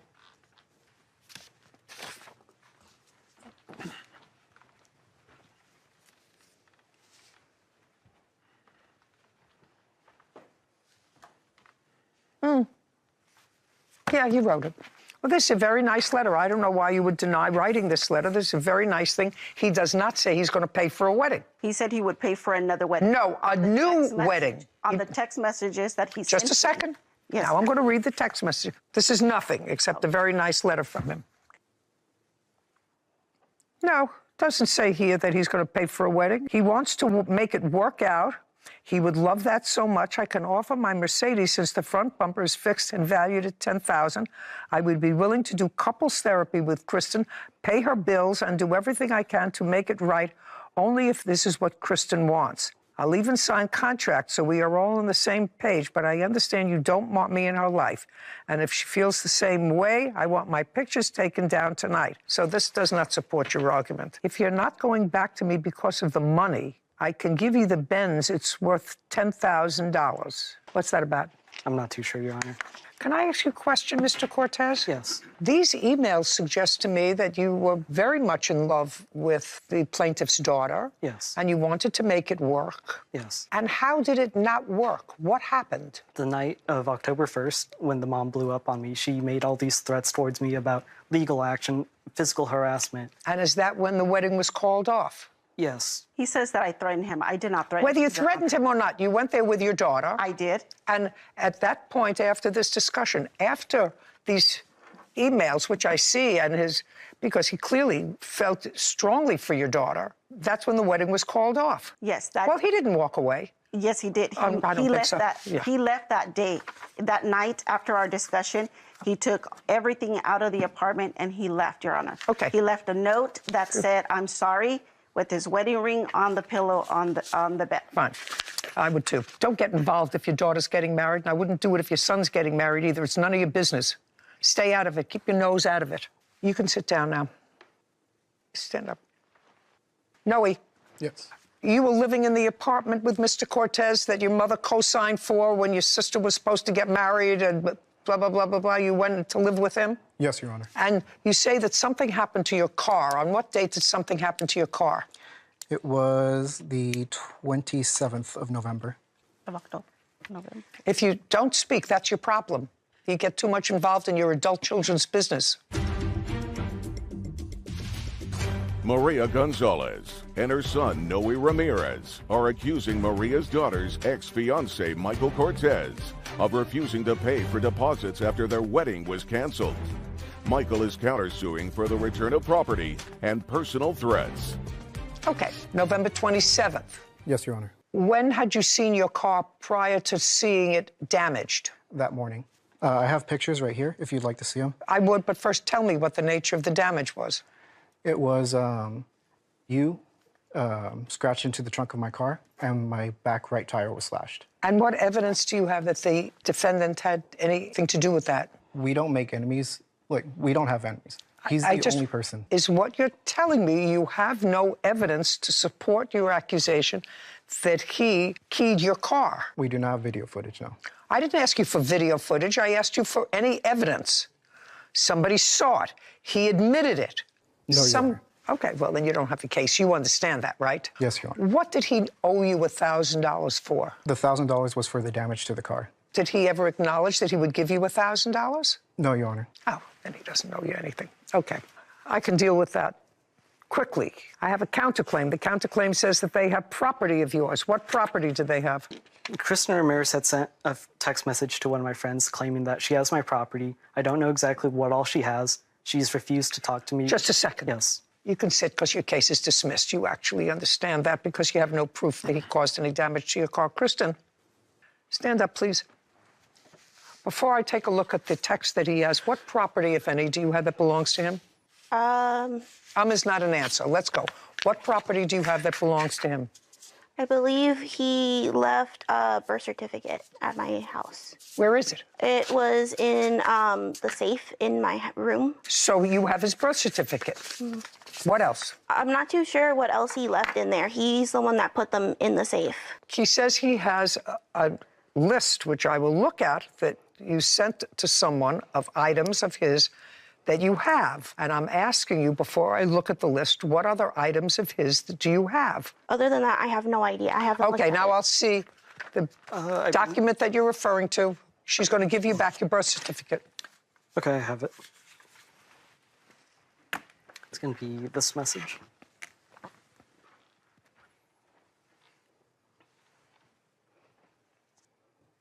So far, I don't see what it is. Right. It's not listed in there. She just acknowledges that she has my stuff. She kept it vague. She's going to give you back your birth certificate. It's sort of misleading, sir. Yes, Your Honor. Now we're going to get back to one other little thing that's gnawing at me before I finish this case. So with regard to your belongings, she's going to return to you within 5 days. Make sure it's sent and doesn't get lost in the mail. Do you understand? Yes, Your Honor. Any paper she has that's in your safe, including your birth certificate. Do you understand? Yes. Okay, fine. Now, I just want to get to this Mercedes-Benz. What was the Mercedes-Benz that you were offering for, sir? I can turn over the Mercedes-Benz. I want you to tell me something that I can believe. Your Honor, I'm not too sure. I do have a receipt from the wedding venue that I emailed. They said that even if she were to cancel, she is, they accommodate with rescheduling. So it's not like she's out of all her money. But she's just got to find another groom. I mean, she could always throw a birthday party. No, she can have another groom. You still haven't given me something that I believe with regard to the Mercedes-Benz. You mentioned it several times. To be honest, Your Honor, I'm not too sure. Okay. Well, you know, I usually don't like to split the baby in half, but it seems to me as if that there is some evidence that you agreed to participate in the event that something happened with the venue. And I don't necessarily think that you are 100% responsible for the breakup of this relationship. I think there was a lot of problems and interference on both sides. How much was the venue, the non-refundable venue, cost? $7,050. Okay. Mr. Cortez, yes. While it's usually not my practice to leave anybody happy that comes into my courtroom, I like when everybody is miserable when they leave. Yes, Your Honor. But she had $7,000 worth of expenses as a result of this wedding, and I actually think that it's fair that you each pay half of that. So I'm issuing an order for $3,500 for the plaintiff. She's going to return all of your papers and documents that she has. This case is now over. This court is adjourned. The mom made all these threats and harassments towards me, and that's exactly why I left the wedding. He's not man enough to be my daughter's husband. This is a woman that I was going to spend the rest of my life with, and she let her mom ruin the relationship. I feel that God gave us a blessing in removing this piece of trash out of our lives. I want to move on with my life, so as long as I can get out of my hair, I'd be happy with that. There is someone better for my daughter out there. Tell you, that was very sad. Not legally sad. It was a socially sad case because I think he really legitimately cared for her. I mean, the letter that he wrote, and he clearly wrote it. I don't know why he would deny that he wrote it. Did a little forensic testing out there of your own. Yeah, you're right, a little forensic testing. I know that's particularly kosher, but it looked right. But it was a really kind letter. Yeah. He did, in fact, talk about the Mercedes. This was before he left. He said, I don't want there to be this fighting back and forth because evidently it was clear that this was not the first breakup that they had. And it was very sad, and she, I think, actually cared for him a great deal. Yeah. Mama. Too many hands. Mama got in the way. She was trying to be very protective of her daughter, who clearly has an issue or two. But she was clearly trying to be protective and... Went a little overboard. Listen, if I were a young guy, and he's actually a year younger, I think than his ex-fiancée, I would be worried about that lady being in my life on a permanent basis. Yeah. He gave you a dog. Correct. And then took the dog back. Stole the dog back, yes. I object. He was just watching the dog for me. He had the dog for 4 months, feeding it, taking it to the vet. Why would I give him a $10,000 dog? I don't give a rat's behind. Dog is good, it's my dog. I don't give a rat's behind. Do you understand? This is Judy Justice. Anthony Williams, is suing his family friend, Michael Bowers, for stealing his French bulldog. Court come to order. All rise.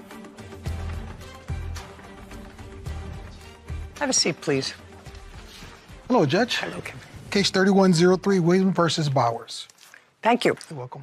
Mr. Williams, your case is a relatively simple one. It is your claim that Mr. Bowers, who you knew, gave you a dog. Correct. And then took the dog back. Stole the dog back, yes. Took the dog back and refuses to return him. It's a male dog. Yes. The defendant says you were just supposed to watch this dog temporarily because he breeds dogs and he and his family were moving and they moved into a place where they couldn't keep dogs, but then he could keep dogs. And he says right now he doesn't even have the dog, whose name is Gizmo, because he breeds dogs with a partner. And the dog has been at this partner's house for breeding for how long? It's been a few months now, ever since I got the dog back from Anthony. You have to know something. I know something about dog breeding.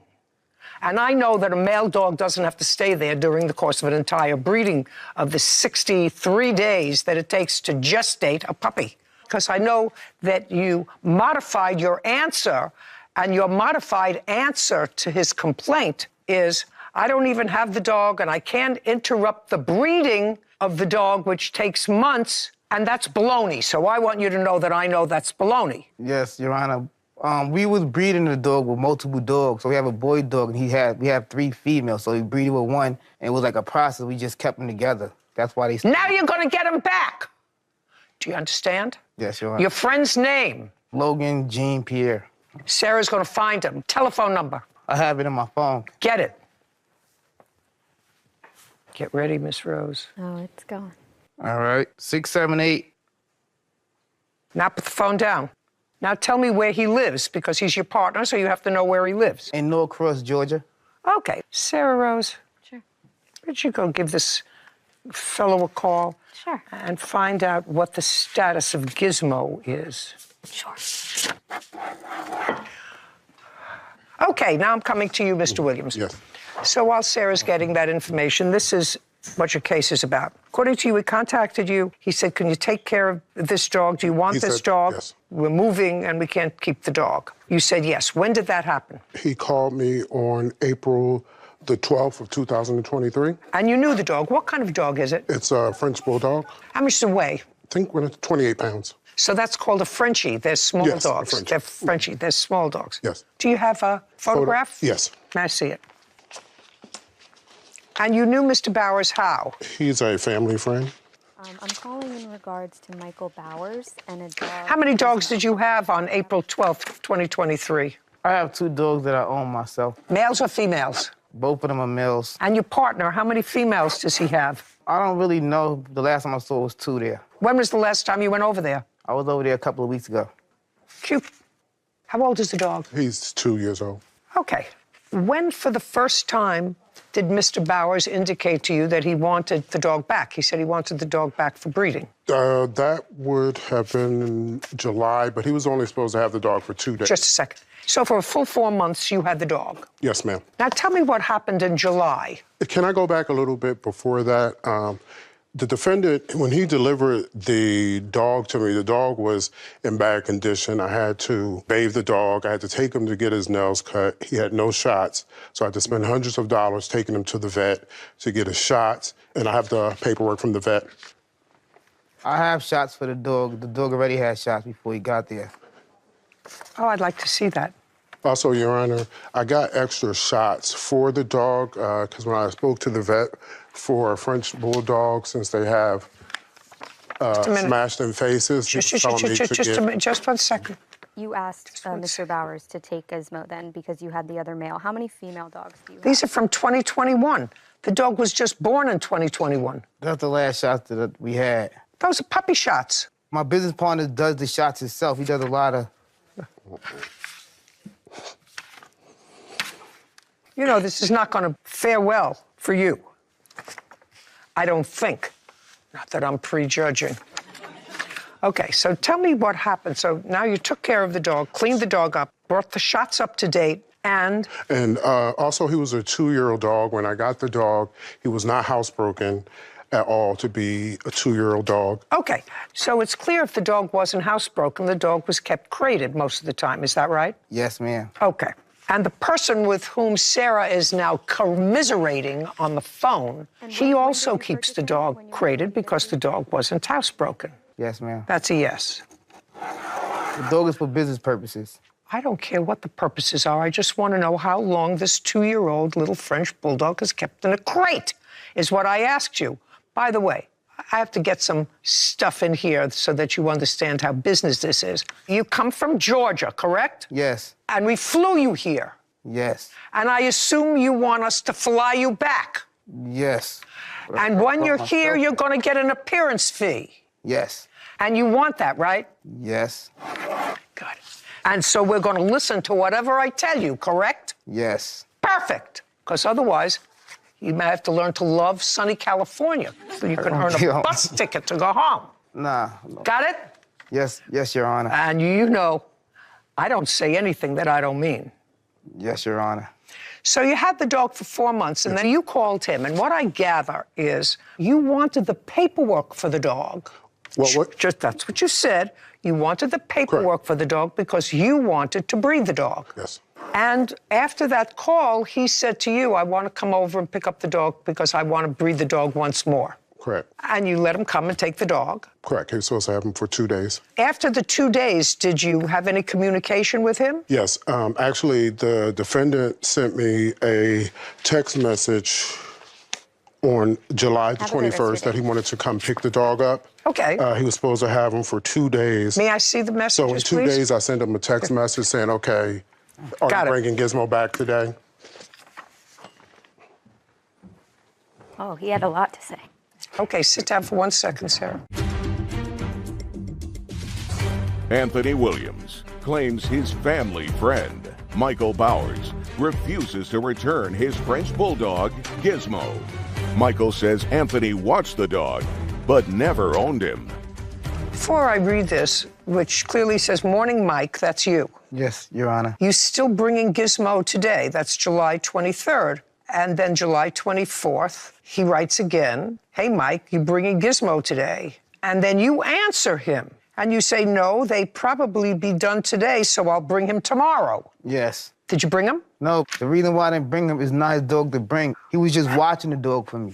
Okay. Okay. Now let's hear about... Yeah, so Logan had a lot to say. He is actually the papered owner of Stitch/Gizmo. Yes. And they purchased the dog in March of 21. They went 50-50 on the price, which was $5,000. They each paid $2,500 from a friend of Mr. Jean Pierre's in New Jersey, but said that he was in his care for maybe a week or two. The reason that they were asking him to watch the dog is because Mr. Jean Pierre had 5 dogs in his home, 3 females, and already had 1 male in the home with 3 females. And so to have 2 males in the house would have been a little rowdy. So they had the plaintiff take Gizmo for that period of time. Is that what they told you? I've never spoken to this other gentleman that she's spoken about, but when I spoke to the defendant... Go ahead. He said that he felt comfortable with the plaintiff taking the dog when the defendant presented it to him. Seemed like a good enough guy, like he would take care of him, had a nice house. And he is the registered owner? Yes, he said he's the only one. He has his last name. He's the only one with the AKC papers. Okay. He believed he forwarded a picture of it to the defendant prior to coming here today. Fine. So from what I gather, he has a $2,500 investment in this dog. Mm-hmm. Plus whatever shots it was, and they've used the dog for breeding. Oh, twice. I asked how many times they've bred him. He said twice. Twice. So now I want you to do the following, Sarah. I'd like you to call him back. Oh, great. This is a unique situation because I can't resolve this with a third party. Would you ask him if he is made financially whole? Will he agree to allow Mr. Williams to take the dog, which will be used strictly as a pet? You prepared to do that? Otherwise, I may not be able to resolve this, sir. Do you understand? That's why I'm suing. I do want the dog back. Just the a only second. thing is the... Do you understand? Which means that you're going to have the dog neutered and he will be a pet. Yes, that's totally fine. Okay. Find out. And by financially whole, you're referring to the $2,500 that he said he invested. I don't care about him. Okay. May I say something, Your Honor? Yes.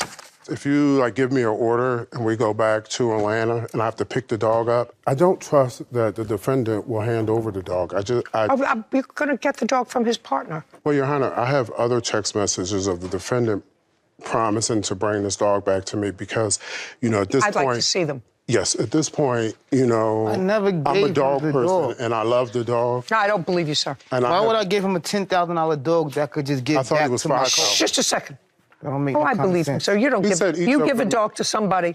You say, could you watch my dog for a week? And you have a partner. So if you have a partner and the living situation prevents you from keeping the dog, it's going to be for a longer period of time. Excuse me, I have a lease that prevents me from having dogs. I don't care if you have a lease or something from the Pope. It makes no difference. I believe you that you said you couldn't keep the dog for a while. So that means I just give up ownership of the dog because you never had ownership of the dog, sir. The dog belongs to somebody else. Yes, I do. Me and him co-owns the dog. He says that he owns the dog. We co-own the dog. We got a business good. together. That makes it even easier for me. May I have that, please? That's the business license that we have together. Yeah. You answered his question. Mike, you're going to bring Gizmo over. You're going to bring him back. Let me know. Please, you're coming back tomorrow. And you finally answer him. He is, but he is still with my friend right now. He's going to bring him back soon. The dog's just mated. And then Friday, August 18th, he says to you, what's up with Gizmo? Every day he's writing to you, what's up with Gizmo? When are you coming back with him? And you say to him, Friday, August 18th, yeah, I'm bringing him back before the weekend is over. Good, I miss him.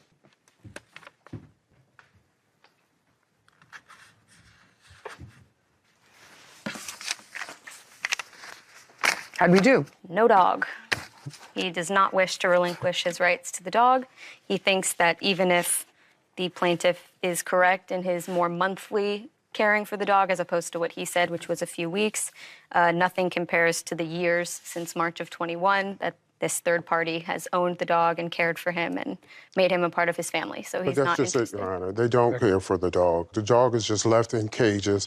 Like I said, at the time that I got the dog, I had to bathe him, take him to the vet, get his nails cut. Okay, so let me ask you this question, Mr. Bowers. Your partner says the dog has been with him for most of the time. Between the two of them for most of the time, within the partnership of either Mr. Bowers or the third party. Well, you can't be housebroken in one place and not be housebroken in another place. Either you keep the dog in a cage or you don't keep the dog in a cage or a crate.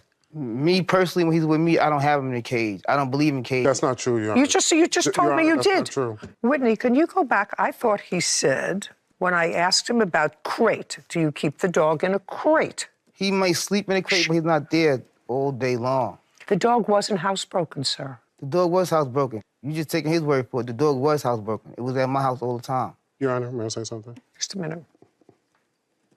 So at the beginning, the word was crate, not cage, crate. He did seem to care for the dog, and even when I mentioned the $2,500 and making him whole financially, he did not seem to waver in the slightest. The plaintiff said he is not housebroken at all to be a 2-year-old dog. You said, so it's clear that the dog wasn't housebroken. The dog was kept crated most of the time. The defendant said, yes, ma'am. Okay, perfect. Anthony Williams is accusing his family friend, Michael Bowers, of stealing his French bulldog, Gizmo. Michael claims he only asked Anthony to temporarily watch Gizmo. Mr. Williams. Yes, ma'am. This is my conundrum. I'm prepared to rule today, and I'm taking at face value the fact that he and his partner co-own the dog. Do you understand? Mm-hmm. I cannot order the partner to relinquish the dog to you. I have no control. If I had the partner under my jurisdiction, if you had in fact sued the partner, I may be able to, but I can only rule on his ownership of the dog, which I am prepared to do today. This is the first that I'm hearing about the co-owner. partner. I thought that, I assume that this is the first you're hearing about. Right, and for me, I feel like for me to be made whole, of course I would want the dog back. Like I said, I don't trust him in giving it back, but I feel like the only way that I can be made whole is for him to pay to get me another dog if I do not get Gizmo back. No, you're going to be made whole by paying all of your bills for the time that you had the dog, because you did that with the understanding from him that the dog was going to be yours. So economically, you'll be made whole. Now, emotionally, if you can't be made whole because you're not going to get the dog back, I can't order the dog back from the legal owner, but he has to hurt some. He don't have any proof that I said he had the dog. Mr. Bowers, I think you better quit while you're ahead, sir. You acknowledge the fact you did that he had the dog for 4 months. Do you want me to read that back to you? Because my lease agreement does not allow me to have dogs. I don't give a rat's behind about your lease agreement or any of your personal problems. Do you understand? If there was, in fact, a misunderstanding between the two of you, he suffered by treating the dog as his own, feeding it, taking it to the vet, having it groomed, and because of your misrepresentation, he's going to be made whole. Now, you can make your case to a judge locally, where you come from in Georgia, why you should have this dog, but I can't make a decision without having somebody here who is the titled owner of a property. Now, I want you to tell me, sir, what your vet bills were. I think you... Yeah. Maybe I know. Have that paper. Your Honor, is there anything because this case was like very emotional. I had to take off work from this, and I do have paperwork from my doctor. Because I was worried about the dog. The dog is good, it's my dog. But he wasn't good when you gave him to me. He was up to date with everything. He was up to date on the shots, but... I'm looking for something here in your paperwork. I have 368, 257. Your Honor, and I also have paperwork of everything. I bought the dog off of Amazon, his monthly flea and tick, everything I have on there. Must be at least $1,000 there. If not more that I've spent. Okay. Well, I'm adding up the vet bills now. Vet bills now also total very close to $1,000. Can I say one other thing, Your Honor? Sure. Before you proceed? Even if I was not to get Gizmo back, I still would want animal control to go over to this address because the defendant showed me videos. That's very, very easy, sir. The defendant showed me videos of the conditions that the dog are staying in. And when I seen the videos, there were cages in someone's garage of dogs stacked on each other. So they're not taking care. Why wouldn't you do that before? I didn't know the address. We'll do that. Okay. Once you get animal control, Sarah will be more than happy to get on and indicate to animal control that in addition to you, I would like to see a report. Okay. If animal control takes any of these dogs, what I am going to indicate is that the American Kennel Club should add your name as a co-owner of the dog. Okay. That will prevent his partner, hopefully, that I've made this adjudication, your name is to be added as co-owner, which means he can't sell these puppies without your permission. Do you understand? Yes. Tell that to your partner. Do you understand? Yes, Your Honor. Perfect. In any event, we're going to issue that order to the American Kennel Club if that's where they're registered.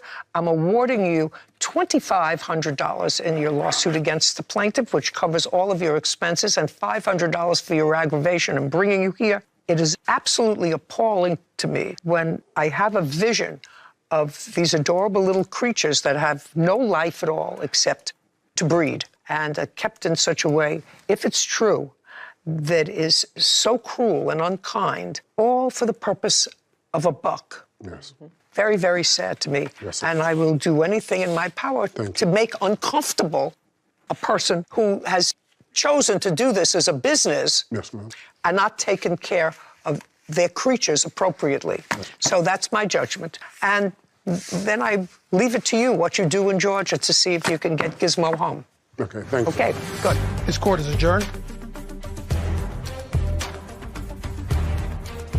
I feel like it's strictly a business to them. They don't care about dogs. They're just about the money. It was business on my end, and it was pets as well, but we bought it for business, but then we fell in love with the dog, so that's what happened. The dog needed to not be crated.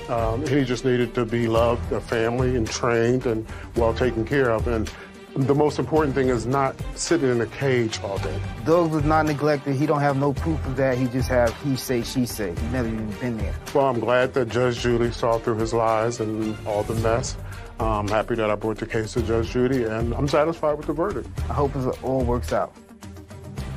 What I would hope happens as a result of my ruling today happens, which would be that the American Kennel Club would add the plaintiff's name as owner of the dog.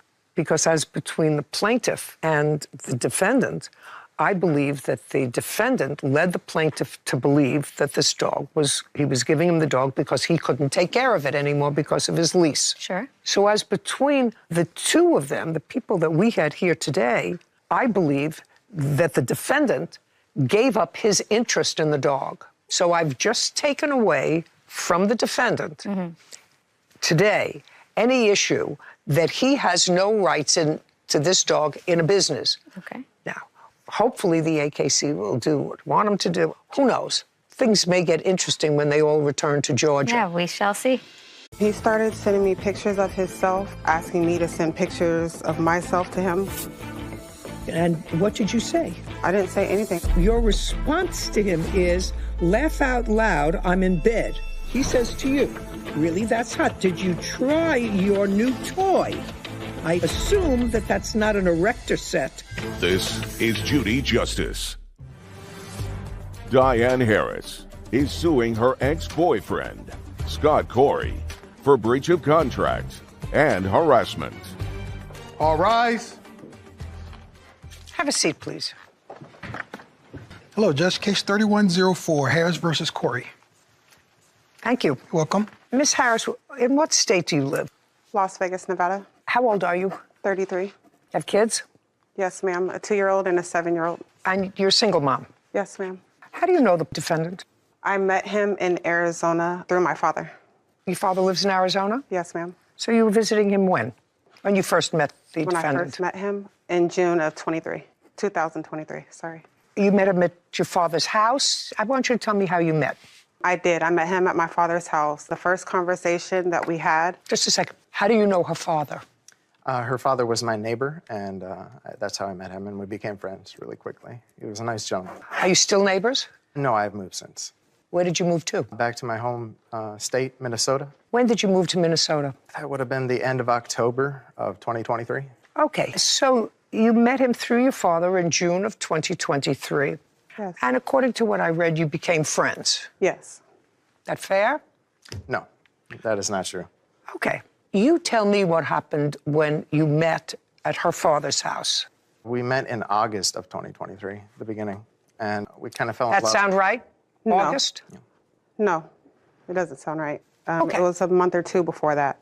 Well, tell me about it. You meant a month or two before that at your father's house. You were visiting your father. Yes, in June. What did you do in Las Vegas? I'm an armed security guard. And you live alone with your 2 kids? Yes, ma'am. Okay. How did you get to Arizona? I drove. Whose car? At the time, it was a rental car, so I drive through Lyft, and they have an app where you can actually get a rental car through their services. So that was the vehicle I was using. So you didn't have a car of your own? No. So you met him in June. And what happened? We became friends. I started taking trips out to Arizona to see him. Okay, so that became more than just friends. You don't travel with 2 little children. Well, to visit somebody who was just your friend. So, just a second. Okay, sorry. It was just your friend. Yes. Okay. Where did you stay when you went to Arizona to visit him? My father's or hotel. Never stayed with him? No. Well, correction, I did one time. In what month did you stay with him? October. I'm asking you. September or October, the beginning and the ending of September and October. For how long? Just for one night. What you're suing Mr. Corey for is for $10,000 for breaching a contract to purchase a car for you and damages for you having to use other means of transportation. Now, that's what the case is all about. Because at some point, he went with you to a car dealership in what month? September of 2023. Beginning, middle, or end? Beginning. September 6th, to be exact. Now, it was also the month of September when you stayed over at his house. Yes. And when you went to the dealership on September 5th, you did, in fact, go with him. Yes. For what purpose? To get me a vehicle. Now, were you going to buy a vehicle? Did you have money to buy a vehicle on your own? I did. I had a down payment for a vehicle. The whole purpose of him trying to help me is so that I could try to get something lower in a down payment or lower in cost for a vehicle, so he decided to help me on that. Up until September 5th, had you ever been intimate with the defendant? No, ma'am. What about after you spent the night at his house? No. No. No, ma'am. Where did you sleep? On the couch. And he? Slept on his bed. Prior to September, had he made any romantic overtures to you? Yes, ma'am, a few times. Okay. Tell me what they were. Text messages, videos of sexual gestures of himself. No. Prior to September? Yes. So you knew he had more than just a friendly interest in you? Not quite. Well, that's ridiculous. You have 2 children. You know when a man is sending you suggestive text messages and sexual videos that he's more interested in you other than as the daughter of his neighbor. True. Okay, you're a smart cookie. You don't have to be a genius to figure that out. So you know he had a romantic interest in you. Yes. Did you and the defendant ever discuss you relocating from Las Vegas to Arizona? No, ma'am. Okay. No.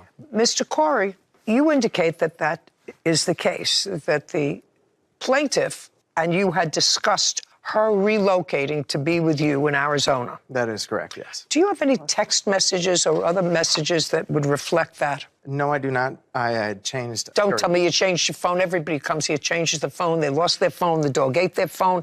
The kids flushed the phone, whatever it is. The answer is you don't have it. Correct. All right.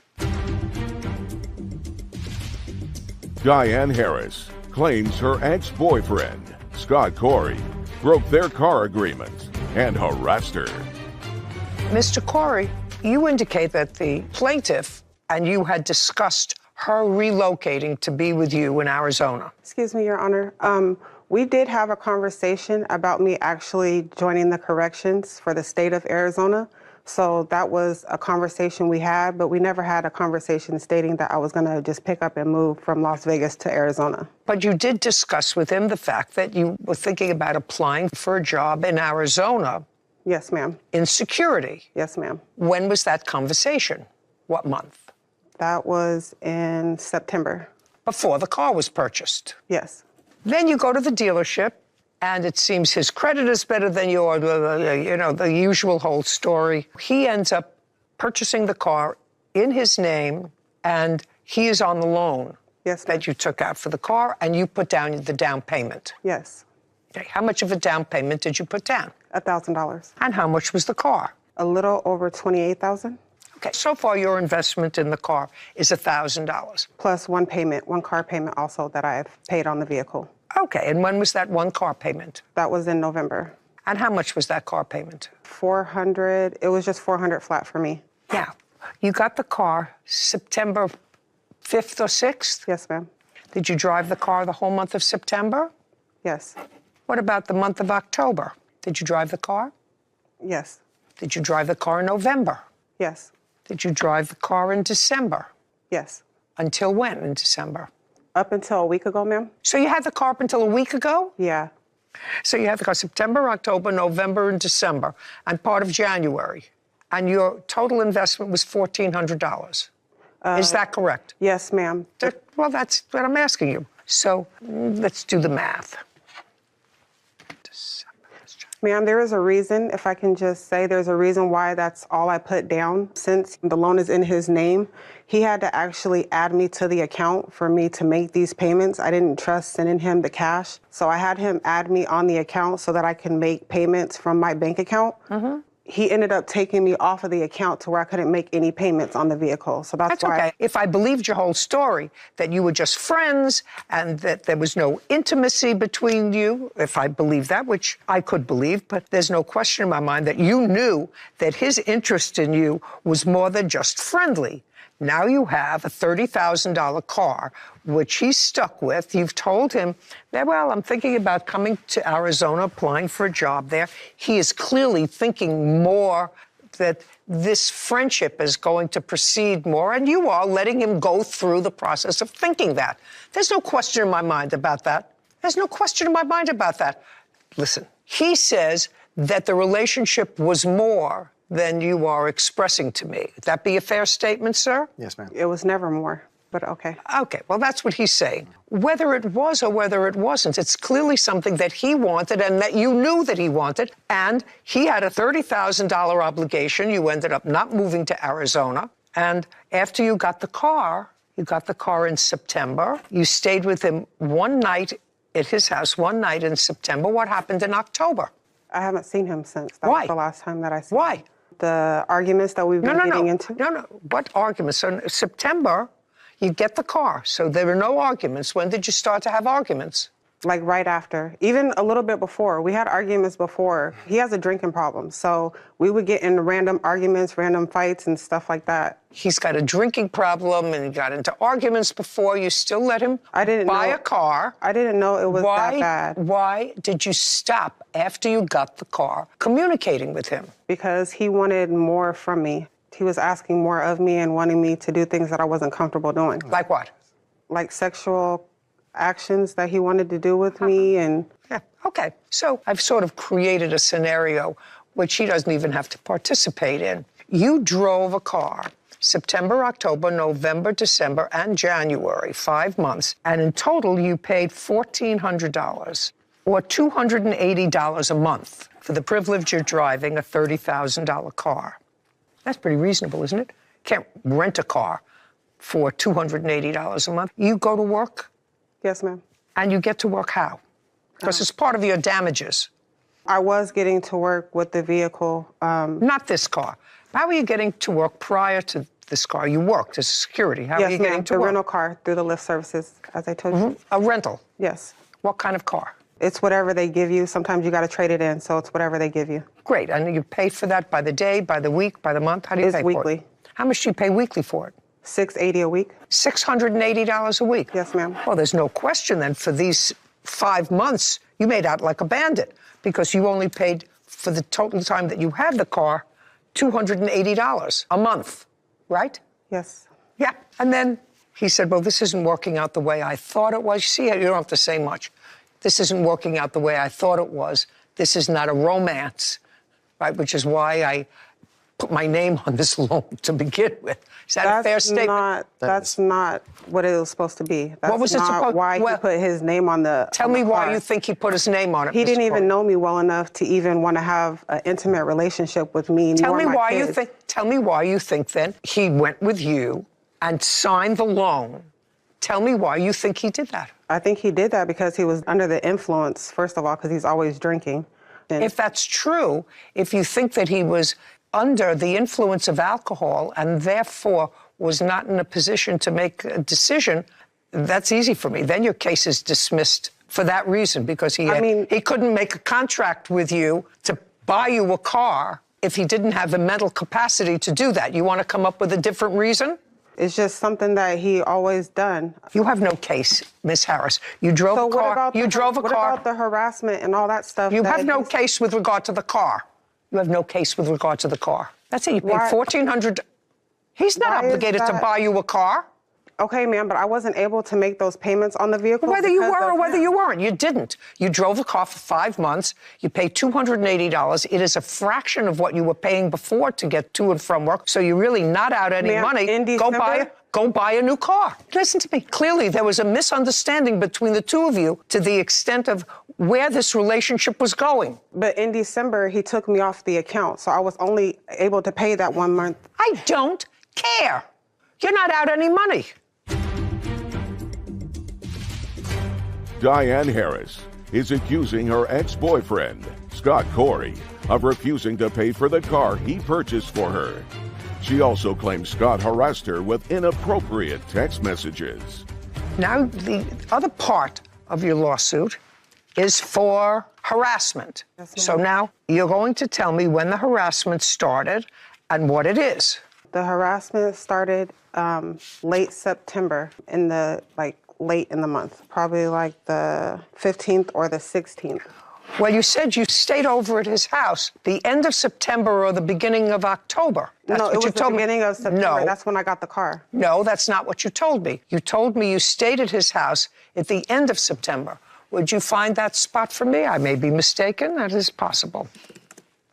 She said September or October, the beginning, the ending of September, October. That's exactly what she said. The end of September or the beginning of October. You got the car September 5th, and you stayed with him, according to you, one night at the end of September.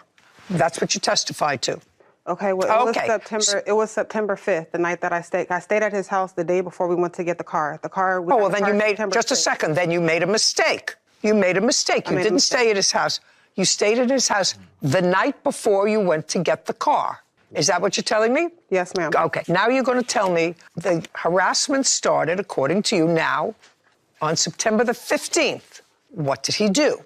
He started sending me pictures of himself, trying to interact in sexual stuff over the phone. He wanted me to show like my body parts. He sent me pictures of himself, asking me to send pictures of myself to him, which I have proof of. Just a second, and what did you say? I didn't say anything. I just said, no, I'm not into that. I'm going to bed. I got to put my kids to bed. So I just blew him off. Okay, so you blew him off. What's next? The videos and pictures of him. So he likes to find women on the internet and pay for them, and he'll send me videos and pictures of him with these other women. I also have these pictures and videos here. Show me when you told him to stop sending you the videos. I'm assuming, for the purpose of this, I am assuming that he sent you videos that you didn't want to see. I'm assuming, for the purpose of this question, that from September 15th, he started to send you more sexually explicit things. So now I want you to show me what date you told him to stop. So it was ongoing from September 15th, but he would send you these things. Show me the please stop. I don't want to see the video. I want you to show me please stop. I don't want to have anything to do with those videos or this topic. I just say no. Just a second. No, I don't want to. Okay. No, just show me.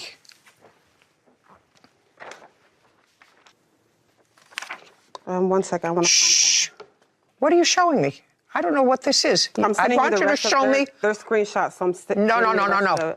I'm not interested in screenshots. I'm interested in when, in this, you said to him, please don't show that to me anymore. Please don't communicate with me with regard to this topic. Don't show me any screenshots. I'm not interested. Just show me when you told him to stop. Here's the one that says, no, I'm not interested. I got to put my kids to bed. And then. Just a second. Madam, I don't want to embarrass you, but you gave this to me. Evidently, there's some intimacy here that you're stringing him along, which is what I think, because he says to you some sex act that he wants to do with you, and your response to him is, laugh out loud, I'm in bed. And he says, really, that's hot. He says to you, really, that's hot. Did you try your new toy? I assume that that's not an erector set or a gizmo. Did you try your new toy? And you respond to him, no, I got to put my kids to bed first. Not I got to put kids to bed. You said, no, I've got to put my kids to bed first. Don't you think that that's a lead on? I don't think so. You don't think so? Well, no. I'm sorry you don't think so, madam, but it is a lead on. Did he send you a sex toy? No. Did you buy it yourself? No. Well, just a minute, then why did you respond? Did you try your new toy? No, I got to put my kids to bed first. Your case is dismissed. You have no case. Goodbye. We're done. This court is adjourned. I am totally happy with her decision. This was nothing other than her trying to take advantage of me. I really don't agree with it. She kept asking for more and more and didn't really seem to care about myself and what's going on in my life.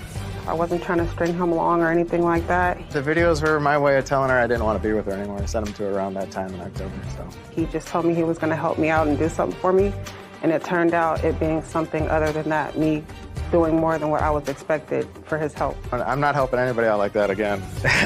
He lived in a one-bedroom apartment, so I wasn't looking at him for any of his money. This is as much social as it is legal. Mm-hmm. You know how crazed I get when men take advantage of women, empty out their bank account. Mm-hmm. You know, women need to nest and they get involved with people who are unsavory. I really feel the same way about women who, I believe, use their sexuality or promises of sexuality to extract certain things from a man with no intention of ever making the fantasy a reality in order to get something. Especially something like a $30,000 asset. Right. She drove that $30,000 asset for $280 a month, which was the cost of her down payment and the one payment she made. She testified that she spent to get to work $680 a week for a lift. Yeah. So she paid a fraction. So with all the money that you save over 5 months that you had been spending to get to and from work, you have more than enough for a down payment to get yourself a car. And that way you're not taking advantage of somebody who thought that this was a relationship that was going someplace. Clearly, it was a one-sided relationship. And the harassment really had no grounds. I mean, I saw some of the text messages, and if it is truly harassment, there would have been more outrage at some of the things that he was sending. Don't ever text me again, lose my number. Right. There's multiple possibilities, none of which came from the plaintiff. Yeah, so nothing. No, it's just that I have to put my kids to bed before I do that. Yeah. Your friend set up a website for you. That's correct.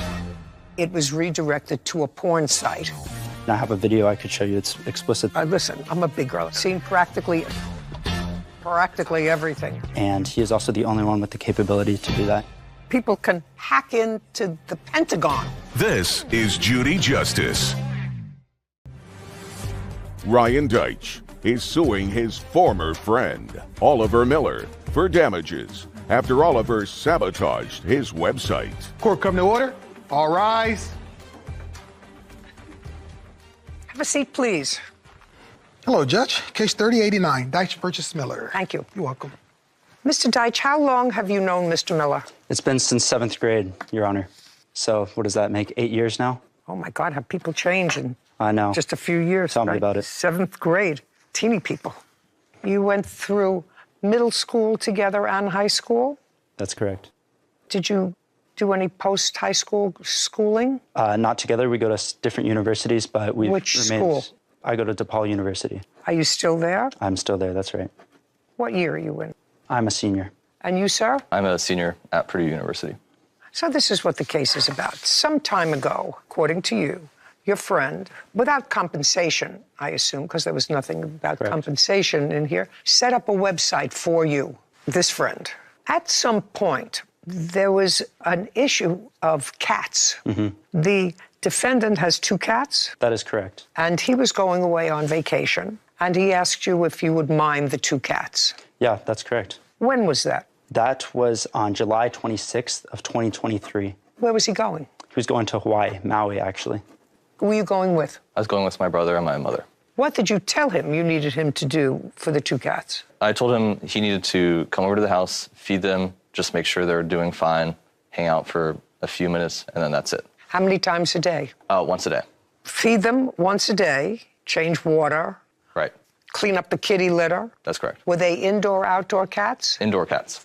Now, before you left on vacation, did you give your friend, Mr. Deitch, the instructions on what he had to do? Yes, Your Honor. Over text, and I have it here. I'd like to see it. Great. Yes.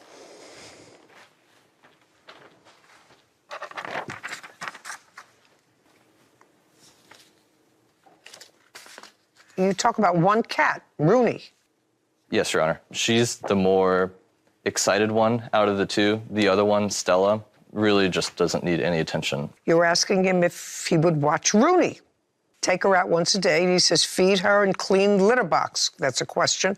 And you said, yeah, it should be pretty easy. Okay. And you left on vacation, and according to your countersuit, the plaintiff was negligent. The cats got out. They were gone for a week. You were hysterical because the cats were not located for a week. But Mr. Deitch's claim is that when you came home from Hawaii and found that the cats were missing, because both cats were missing at that time, when did you come home from Hawaii? I came home on the 14th of August. We originally planned to be back on the 8th of August, but we were stranded in Hawaii during the Maui wildfires, so we were unable to make it back until the 14th. And when you came back, you found that both cats were missing.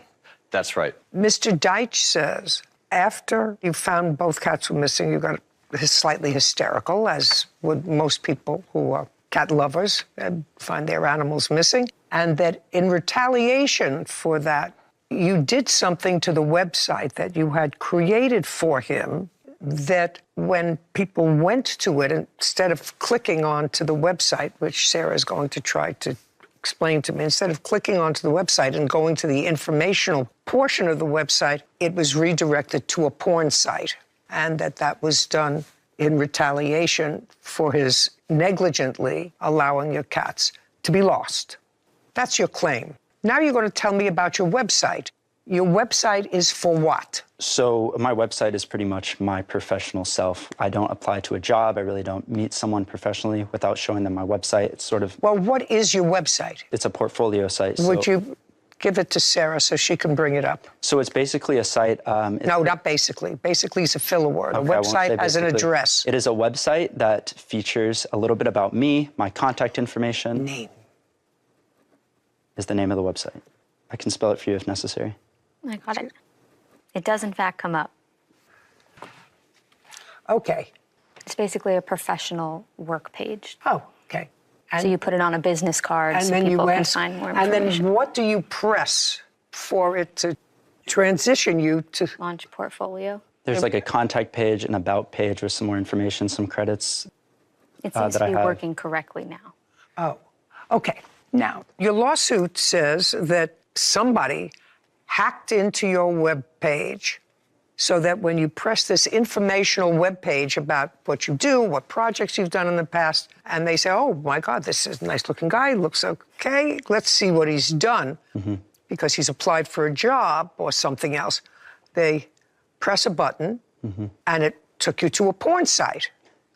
So I want to see that. I have an email from a recruiter who emailed me after she got redirected. Well, why didn't you take photographs of what it was on the screen? That's very easy. Okay, I mean, I have a video I could show you. It's explicit, though. I don't know. Listen, I'm a big girl. I'm 81 years old. I've seen practically everything, although that's probably not true. They're developing new things all the time. Ryan Deitch is accusing his former friend, Oliver Miller, of intentionally sabotaging his website. Oliver is countersuing for negligence and emotional distress, claiming Ryan lost his cat. Okay. If you have the video, I'd like to take a look at it. Here it is. So she'll just press that play button right there. Do you want the volume on or off? Okay, so push the play button. Ah, well, that's not terribly pornographic. I would describe it as woefully inappropriate for a professional setting. I believe that you're right. You can put that back. Now, at what point, on what day did you first notice that? So that was on August 24th, and I didn't even notice it on my own. Like I said, I received that email from a recruiter at a company. Okay, can I see the email? Yes, of course.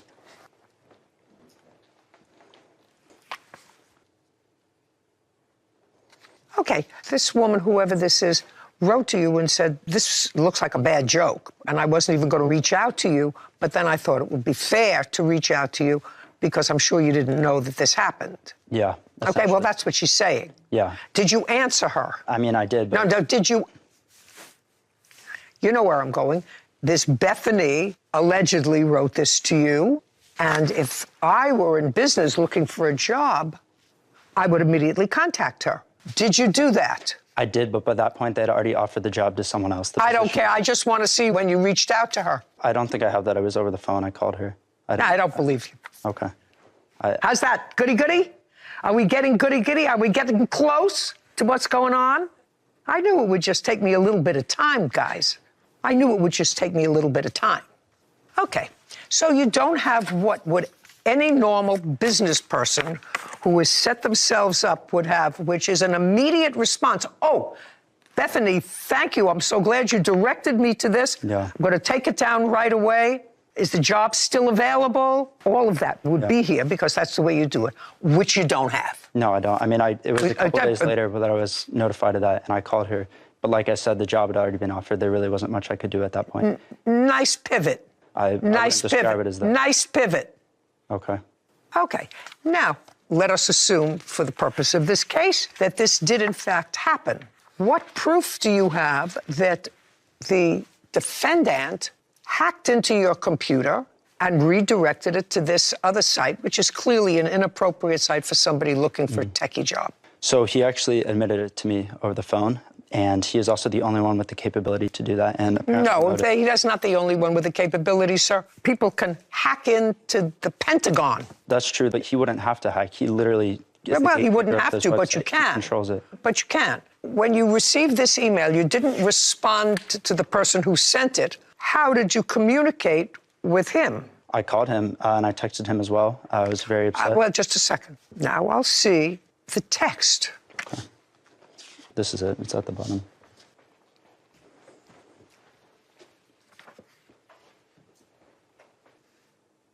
I assume that you wrote him, this is serious, on August 24th. Is there any response to this? She did not respond. He did not respond to that. So bottom line is you really have no proof that he hacked into this. So how long did that website, let's say it was August 24th, that you noticed it, and he came home on August 14th, not finding his cats. When was it taken down? On August 25th is when it was restored.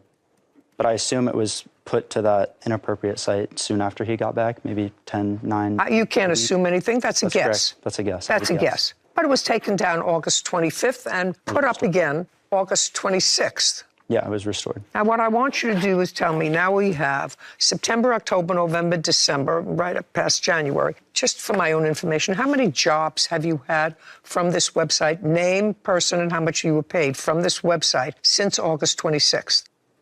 It can't be a lot. Yeah, I'm a college student. Okay. It can't be a lot, so it has to be a handful. A handful you would remember. 0. 0. Okay, that's very good. That helps me a lot. That helps me a lot because there are no damages for this business. Okay, now we're going to go to your counterclaim. Great. Great, right? Yes. Terrific. He was negligent in taking care of your cats and they got out. He was negligent. I just said to you, that's a yes, ma'am. Yes, ma'am. And you got home and you didn't find your cats. That's correct. One cat came back relatively quickly. That's correct. Which cat? Stella. Because Stella's a homebody. That's correct. And the other one sort of enjoyed his freedom. Yes, she enjoyed her freedom. She enjoyed her freedom. And she was out for how long? 7 days. And then she came home. That's right, Your Honor. How'd she look? Happy? She was happy to be back, but... Happy to be back, so she decided to come home. That's right, Your Honor. And you have them both now? Yes, yes. Good. So your counterclaim's dismissed, as is your claim, sir. You can't prove it. We're done. Your Honor. Thank you very much. Your Honor. We are finished. Finito. May I draw upon my witness? No. This court is adjourned. I trusted a friend, and that was really my only mistake here. He was lying the entire time. I don't know why a good friend would do that after I helped him build his website and he just tried to stab me in the back. I'm a very forgiving person, so I hate to count it out completely, but things are not looking good for us. You know, I think he got a bit of karma there, and I'm glad he, hopefully missed out on something, but I did not do it. You know, I'm not so sure about that case. Let us assume that everything was as presented. Mm-hmm. The plaintiff had absolutely no damage that he could prove. He might have done that. Sure. You know, you lost my cats, I'm going to screw around with your webpage, and I'm absolutely certain that they are going to have dinner tomorrow night together. I'm sure as well. I'm sure. Case number 3010, Smith-Trammell versus Martin. All parties, please step forward. Lindsay Smith and Lakeisha Trammell are suing their former friend, Charlene Martin, for vacation costs to Brazil. Miss Trammell, you and Miss Smith have known each other for how long? Almost 25 years. And Miss Smith, how long have you known Miss Martin? Probably about 8 years. And you? Maybe about 4.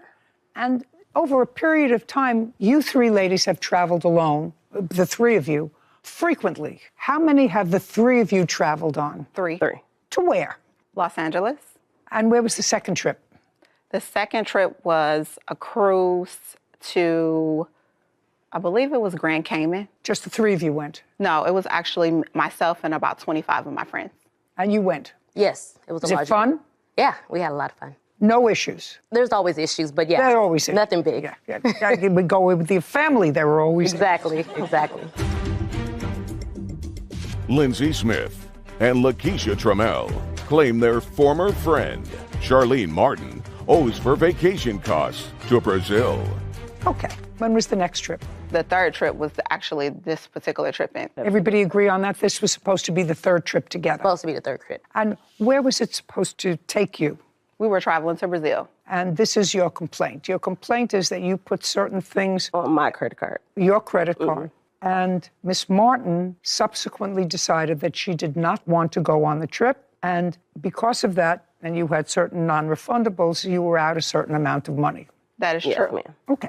I think it's Miss Martin's position that she booked some of her flights. I paid for my flights. And didn't go. You just lost the money. Correct. How much money did you lose? $518.96. You weren't sick or anything. No, I didn't feel comfortable going. You just didn't want to go because you didn't feel comfortable. Correct. Something happened, which you'll tell me about, that suggested there was a little bit of hostility, and you decided you didn't want to go, even if it cost you a couple of bucks. Tell me what specific charges you made that you want her to be responsible for, since it's clear, based upon what she told me, that there was no physical reason why she couldn't go. She just says she felt uncomfortable going, that you didn't think she would have a good time because of emotional messages she was receiving. Right. Okay, so tell me exactly what expenses you believe you incurred on her behalf that you should be responsible for. The Airbnb. Airbnb? Yes. Where? The Airbnb that is in Rio. And Airbnb, the Airbnb in Rio. So how much in total did you pay for the Airbnbs? $669.81. For her share? For her share. Correct. So one Airbnb they booked, the second one they booked after I said I wasn't going. So I wasn't responsible for that, and she said that. Just a second. Yeah. Tell me the date that you told them that you weren't going. March 8th. March 11th, actually. March 8th. Did you book the Airbnb after she said she wasn't going? I had already sent her the Airbnb prior, and she agreed. No, that's not my question. Did you book it after she told you she wasn't going? The Airbnb was booked on March 9th, the second Airbnb. Okay. And then Wednesday, March 8th is when I said I wasn't going. Can I see both documents? There's more where I said I wasn't going, but this was the date. I'm just looking at the date.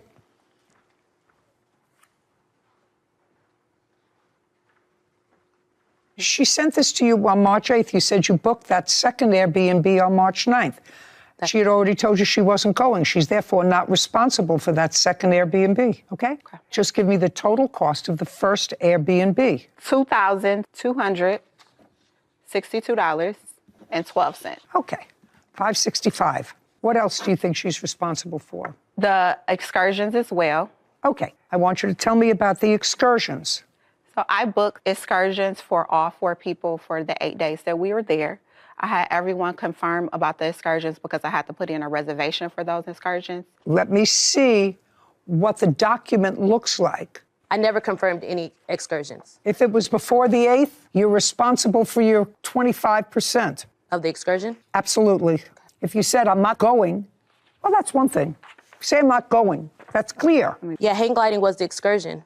I understand. If you say, I'm not going, don't book that for me, that's clear. Okay.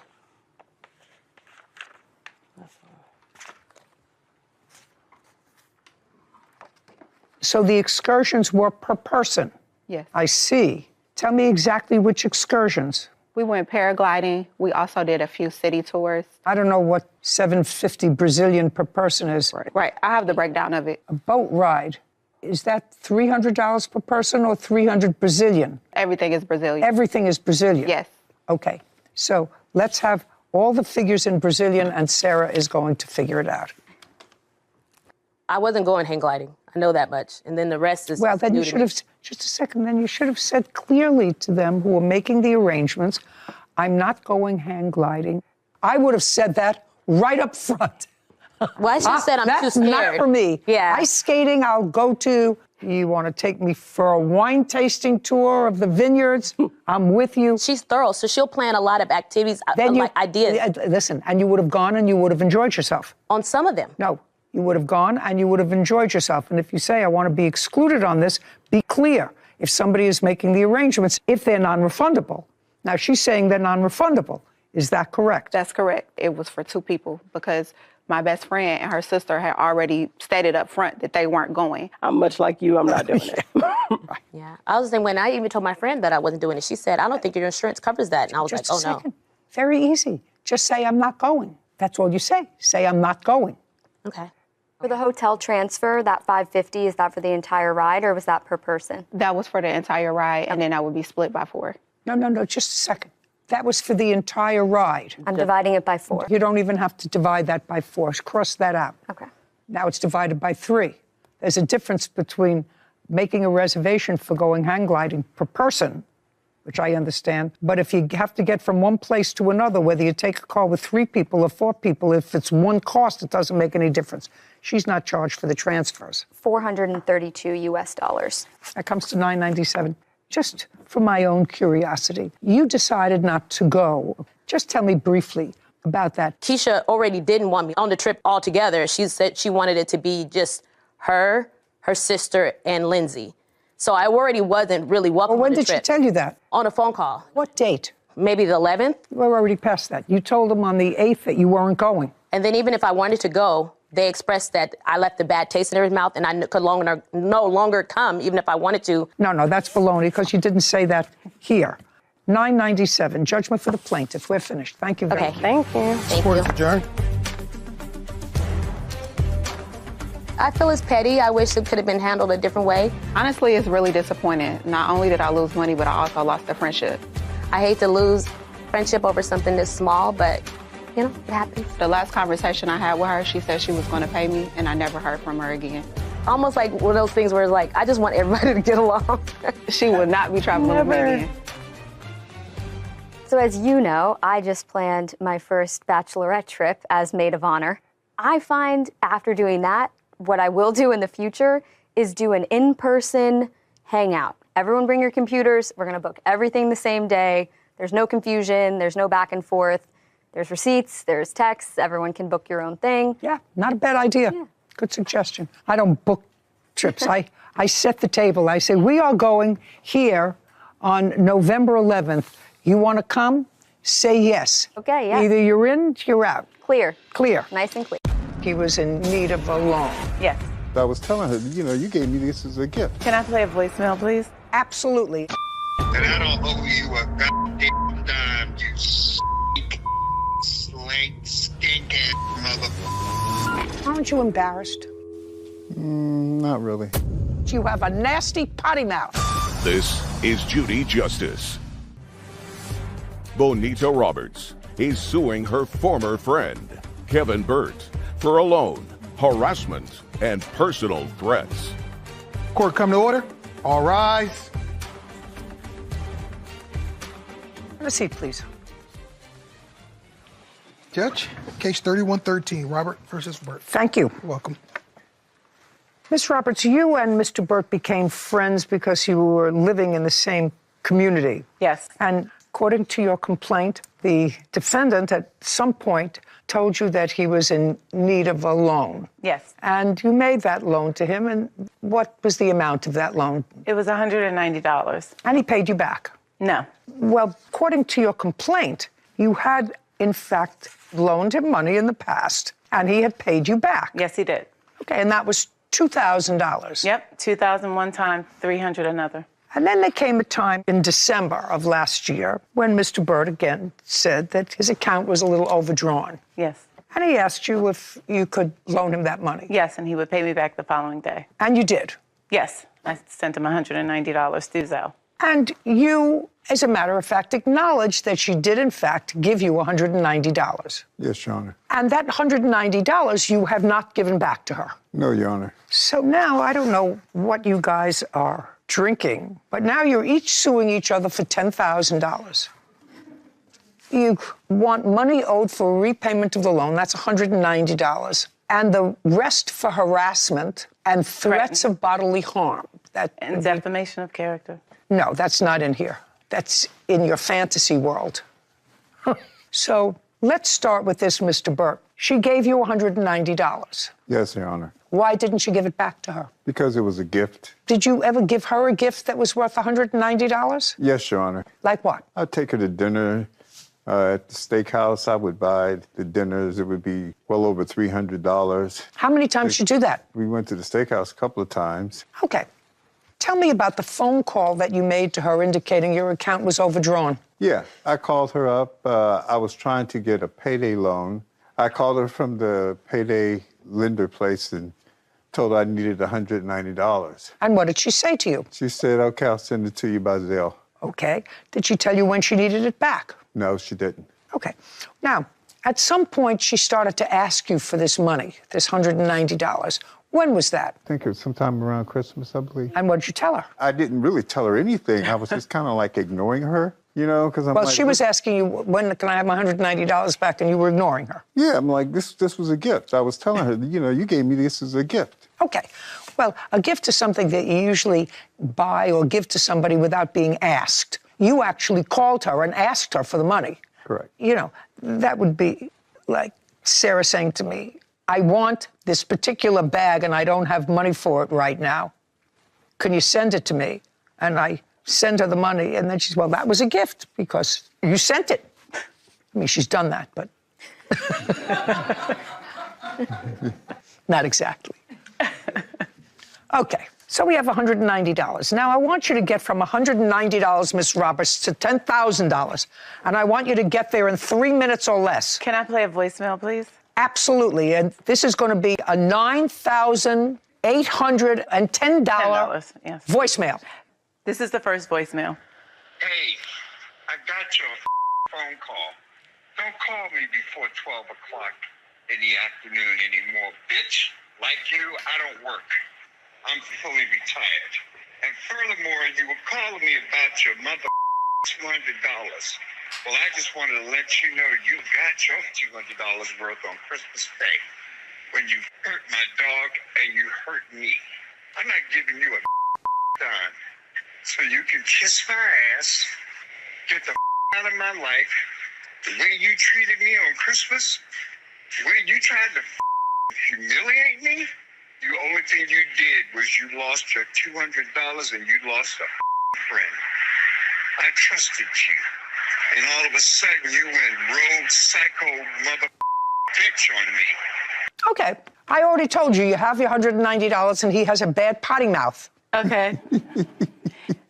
So after you got that message from him and he told you, you're out of my life, whatever it was, you had some sort of a bad Christmas. Don't call me anymore. I don't want to know from you anymore. You did something. You humiliated me. You hurt my dog. Leave me alone. Get out of my life. What did you do? I didn't do anything because I kept getting voicemail. Just a second. So you didn't contact him again? I sent an email saying how hurt I was, just but a second. I didn't call him, no. Well, do you have the email? Yeah, I do. I'd like to see it. So you sent him an email after you got this message. May I see? You have it written? Yes. I'd like to see it.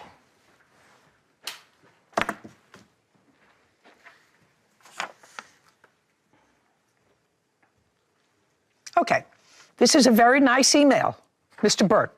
So far, it's a very nice email. I'm going to read it out loud. It said, just so you can hear how ridiculous you get when you're inebriated. I really pray that you get some help. This has to stop. I have only been a good person to and for you, and you turn around and say these nasty things to me because you don't want to pay me back. I've always been there for you whenever you were in need, loaning you money when you need it. For you to make up a bunch of lies, it truly breaks my heart.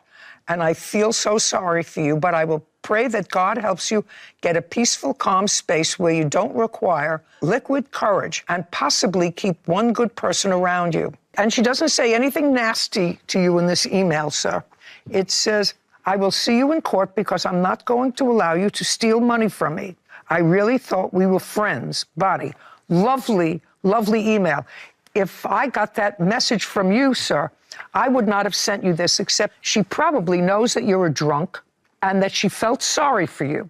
On Christmas Day, did you go out and buy yourself a little pint of vodka? Yes, I did. And bring it, but shut. Sorry. Does it look like I need help from you? You don't. Oh, okay, good. Bonita Roberts claims her former friend, Kevin Burt, refuses to pay back a loan and harassed her. Kevin is countersuing Bonita for filing a false restraining order and emotional distress. So what you did was nasty. What you did was nasty. Now, it may have clouded your judgment that you did have liquid courage. I don't know what you needed courage from. She wasn't doing anything bad to you. Okay, so far, that's not worth a nickel. It's just a bad potty mouth. You knew he was drunk. He said, I feel sorry for you, but I'm going to take you to court. You already won your $190. Okay. Okay? We're getting to $10,000. Now, you say that he threatened you. He did. And it's on a voicemail. Yes. Okay. I'd like to hear the threatening one so far. Okay. It's just I'll play potty this. mouth. First of all, can I just, a little backstory. I had knee surgery. He threatened to harm my knees. Okay, I'm When listening. I asked for the money back. And this is what really bothered me. I just got the notice from Wells Fargo of you begging for $190. I'm going to call Wells Fargo and I'm going to let them know that I don't owe you a dime, you broke-ass bitch. And you better keep your communication with me either by phone or by email. Because if you ever show up at my house, God help you. I'm going straight for the knees. Okay, got it. Aren't you embarrassed? No, Your Honor, Miss Roberts started needling me about not being around her, ignoring her calls after I got the loan, which I didn't.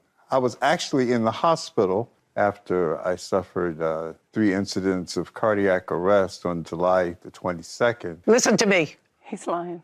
Shh. You should be embarrassed by those phone messages that you left her while you were drunk. And if you tell me you weren't drunk, that's twice as bad. You understand?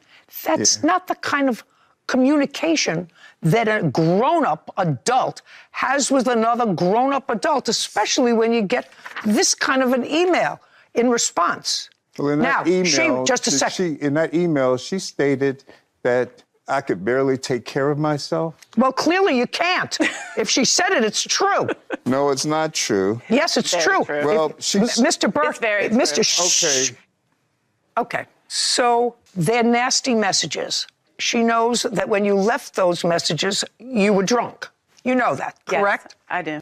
And you know that he said, don't ever come to his house, because if you come to his house, he's going right for the knees. And I was very vulnerable because I had just had surgery. I get it. You weren't going to his house either. I wasn't. Okay. But at some point, you filed for protective order against him. And that's his counterclaim for $10,000, that you filed for a protective order against him, and that was ultimately dismissed. Yes. As I would dismiss it if I were hearing this application for a protective order.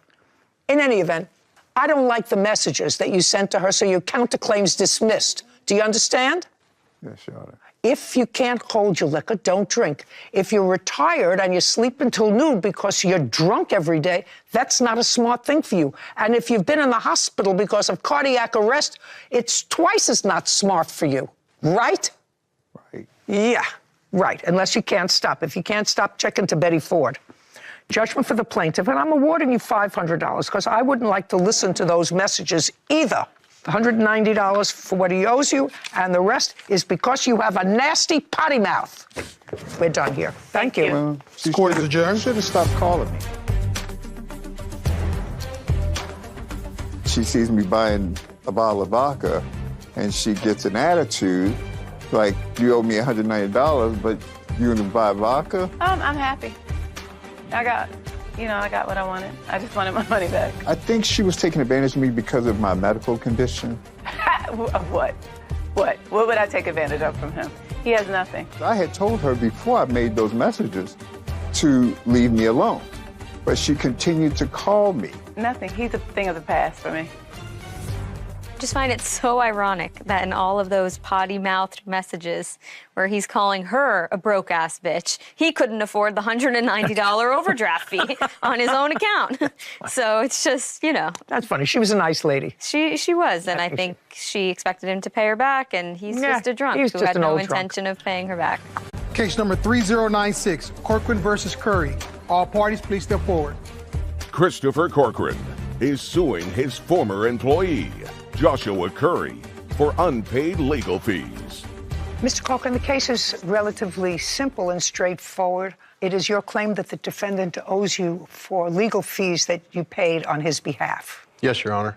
And Mr. Curry says that there was never an agreement to pay you anything, and you paid legal fees for him for a criminal matter because he was such a valued employee that without him, your business couldn't function. That's very true, Your Honor. Okay, so that's relatively easy. How long did you work for Mr. Cochran, Mr. Curry? From when to when? For August of 2020 until September of 2023. And how much did you earn? 200 to 300, depending on how long it was.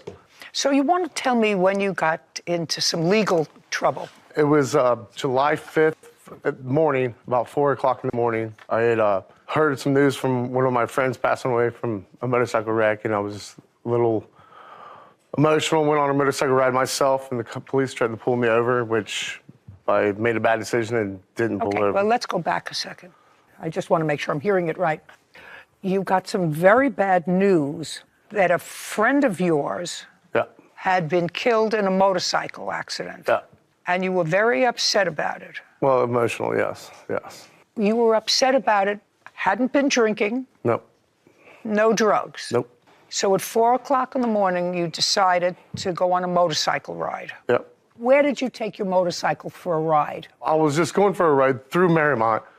And is that a big town or a little town? It's a small little town outside Cincinnati. And the police must see you because you're going to tell me what happened when the police tried to pull you over. Well, there was like a medium from one direction to the other from the way the cop was coming. I wasn't speeding. I wasn't doing anything illegal.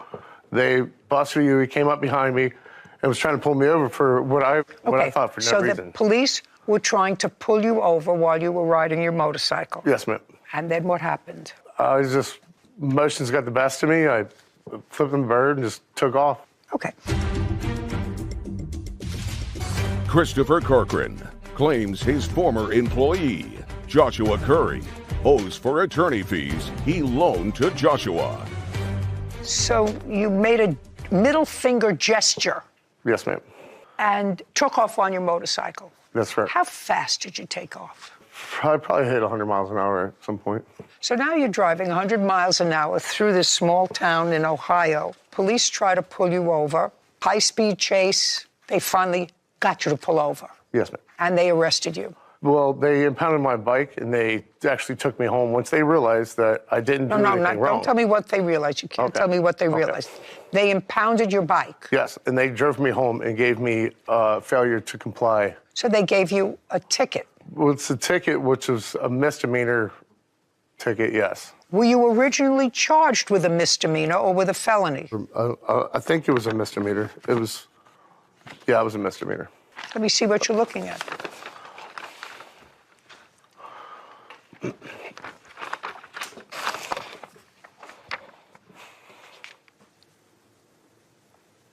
Okay, so at some point, you got in touch with your boss. Mm-hmm.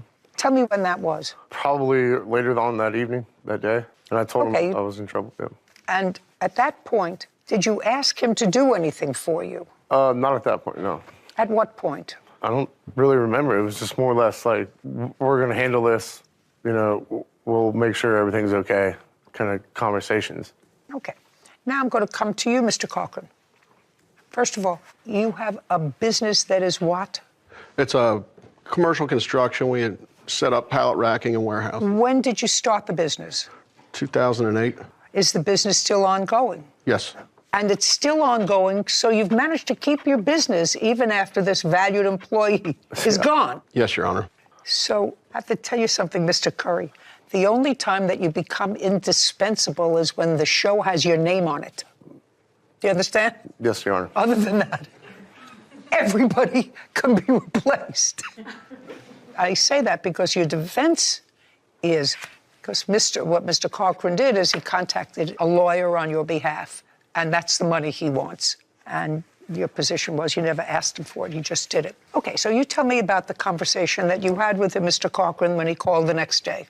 He called me and told me that pretty much verbatim. Exactly what he told me. He went to court. He called me after court. He said, I don't know what to do. He said, they told me to come back with an attorney. So now he's going back and he said to you, this is bad. I have to go back to court. They told me to come back with a lawyer. Did you tell him that? Well, yeah. And you said to him? I said, let me make a phone call. I'll get in touch with my attorney. He'll call you, get your side of it, and we'll go from there. So you called your lawyer. So I called my attorney. He called Mr. Curry. They spoke. He called me back. He says, Chris, this is bad. This is bad. He said, he's going to do some time on this. And then? He said, he said he doesn't have any money, and he told me $6,000. So I told Mr. Curry, and he says, well, I don't have that. I said, well, I'll take it out of your check, and on we went. Is that what he said to you? Well, that's not really how I remember the conversation, but, it was a couple years ago. I would like you to tell me how, Mr. Curry, you remember the conversation. Well, I just remember him saying that, I have a friend that's a lawyer. We'll take care of this. We'll get it handled.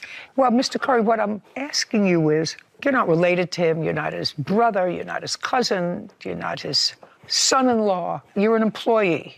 If you knew about the amount of money, $6,000, why in the world would you think that he was just going to cover that for you? He brought it up to me after the fact that it was paid. I didn't have a chance to say yes or no to $6,000. Well, you knew the lawyer wasn't working for nothing. Well, I completely understand that. But I also thought the way that he would approach me was like, we're going to take care of this.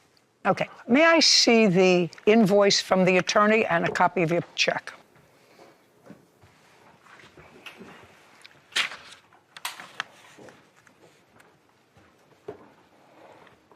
You have a copy of your check? No, I paid cash.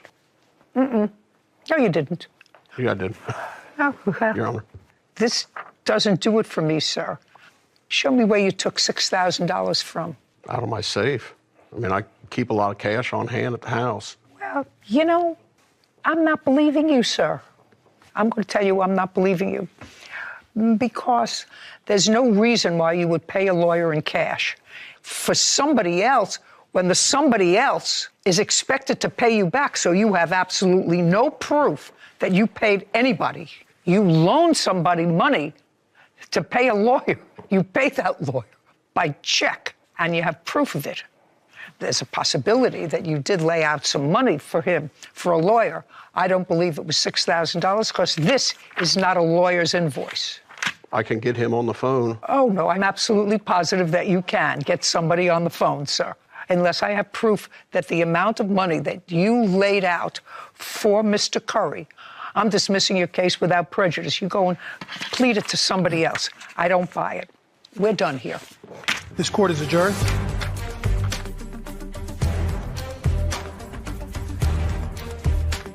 If you're making a loan to somebody, especially in a case like this where there was no family relation, like you said, no particular reason why the plaintiff would just out of the kindness of his heart step up and pay this bill, I would want a paper trail or 2 or 3 to ensure that they could not go back on their word to repay you for the loan that you so nicely laid out for them. And I found it almost as odd as you that he paid cash and didn't even have anything as far as a handwritten note that said, I paid this to the lawyer on this day, signed by someone. It doesn't even have to be official, but just pulling $6,000 out of your safe in cash, it's less than what we needed for his loan. What's interesting, Sarah, is I actually think he got a lawyer to go in with him on what was a ticket. Yeah. But certainly no lawyer would say, oh, that's very serious. He's looking at serious jail. That's baloney, unless there was another charge there. But I don't see why a lawyer would demand $6,000 in cash. It doesn't make sense to me. And if it doesn't make sense, it's not true. News বাংলাদেশের নতুন head coach হলেন যিনি বিস্তারিত দেখুন পুরো ভিডিওতে দর্শক দ্বিতীয় দফায় বাংলাদেশের দায়িত্ব নেওয়া চন্ডিকা হাথুরু সিংহের মেয়াদ শেষ হওয়ার আগেই বিদায় ঘণ্টা বেজে গেল আজ মঙ্গলবার তাকে শোকজ ও বরখাস্ত করার বিষয়টি নিশ্চিত করেছে বিসিবি সভাপতি ফারুক আহমেদ আসন্ন দক্ষিণ আফ্রিকা সিরিজের দিন কয়েক আগেই বরখাস্ত হলেন হাথুরু সিংহে জানা গেছে লঙ্কান এই কোচের স্থলাভিষিক্ত হিসেবে অন্তর্কালীন হেড কোচের দায়িত্ব পাচ্ছেন ফিল সিমন্স ক্যারিবিয়ান এই কোচের সঙ্গে আগামী বছরের চ্যাম্পিয়ন্স ট্রফি পর্যন্ত চুক্তি বিসিবির নতুন কোচ প্রসঙ্গে বিসিবি সভাপতি ফারুক আহমেদ বলেন দক্ষিণ আফ্রিকা আফগানিস্তান সিরিজ ও চ্যাম্পিয়ন্স ট্রফির জন্য আমরা সিদ্ধান্ত নিয়েছি অন্তর্বর্তীকালীন হেড কোচ নিয়োগ দেওয়ার। নতুন অন্তর্বর্তীকালীন হেড কোচ হিসেবে ফিল সিমন্স চ্যাম্পিয়ন্স ট্রফি পর্যন্ত কাজ করবেন। কোচ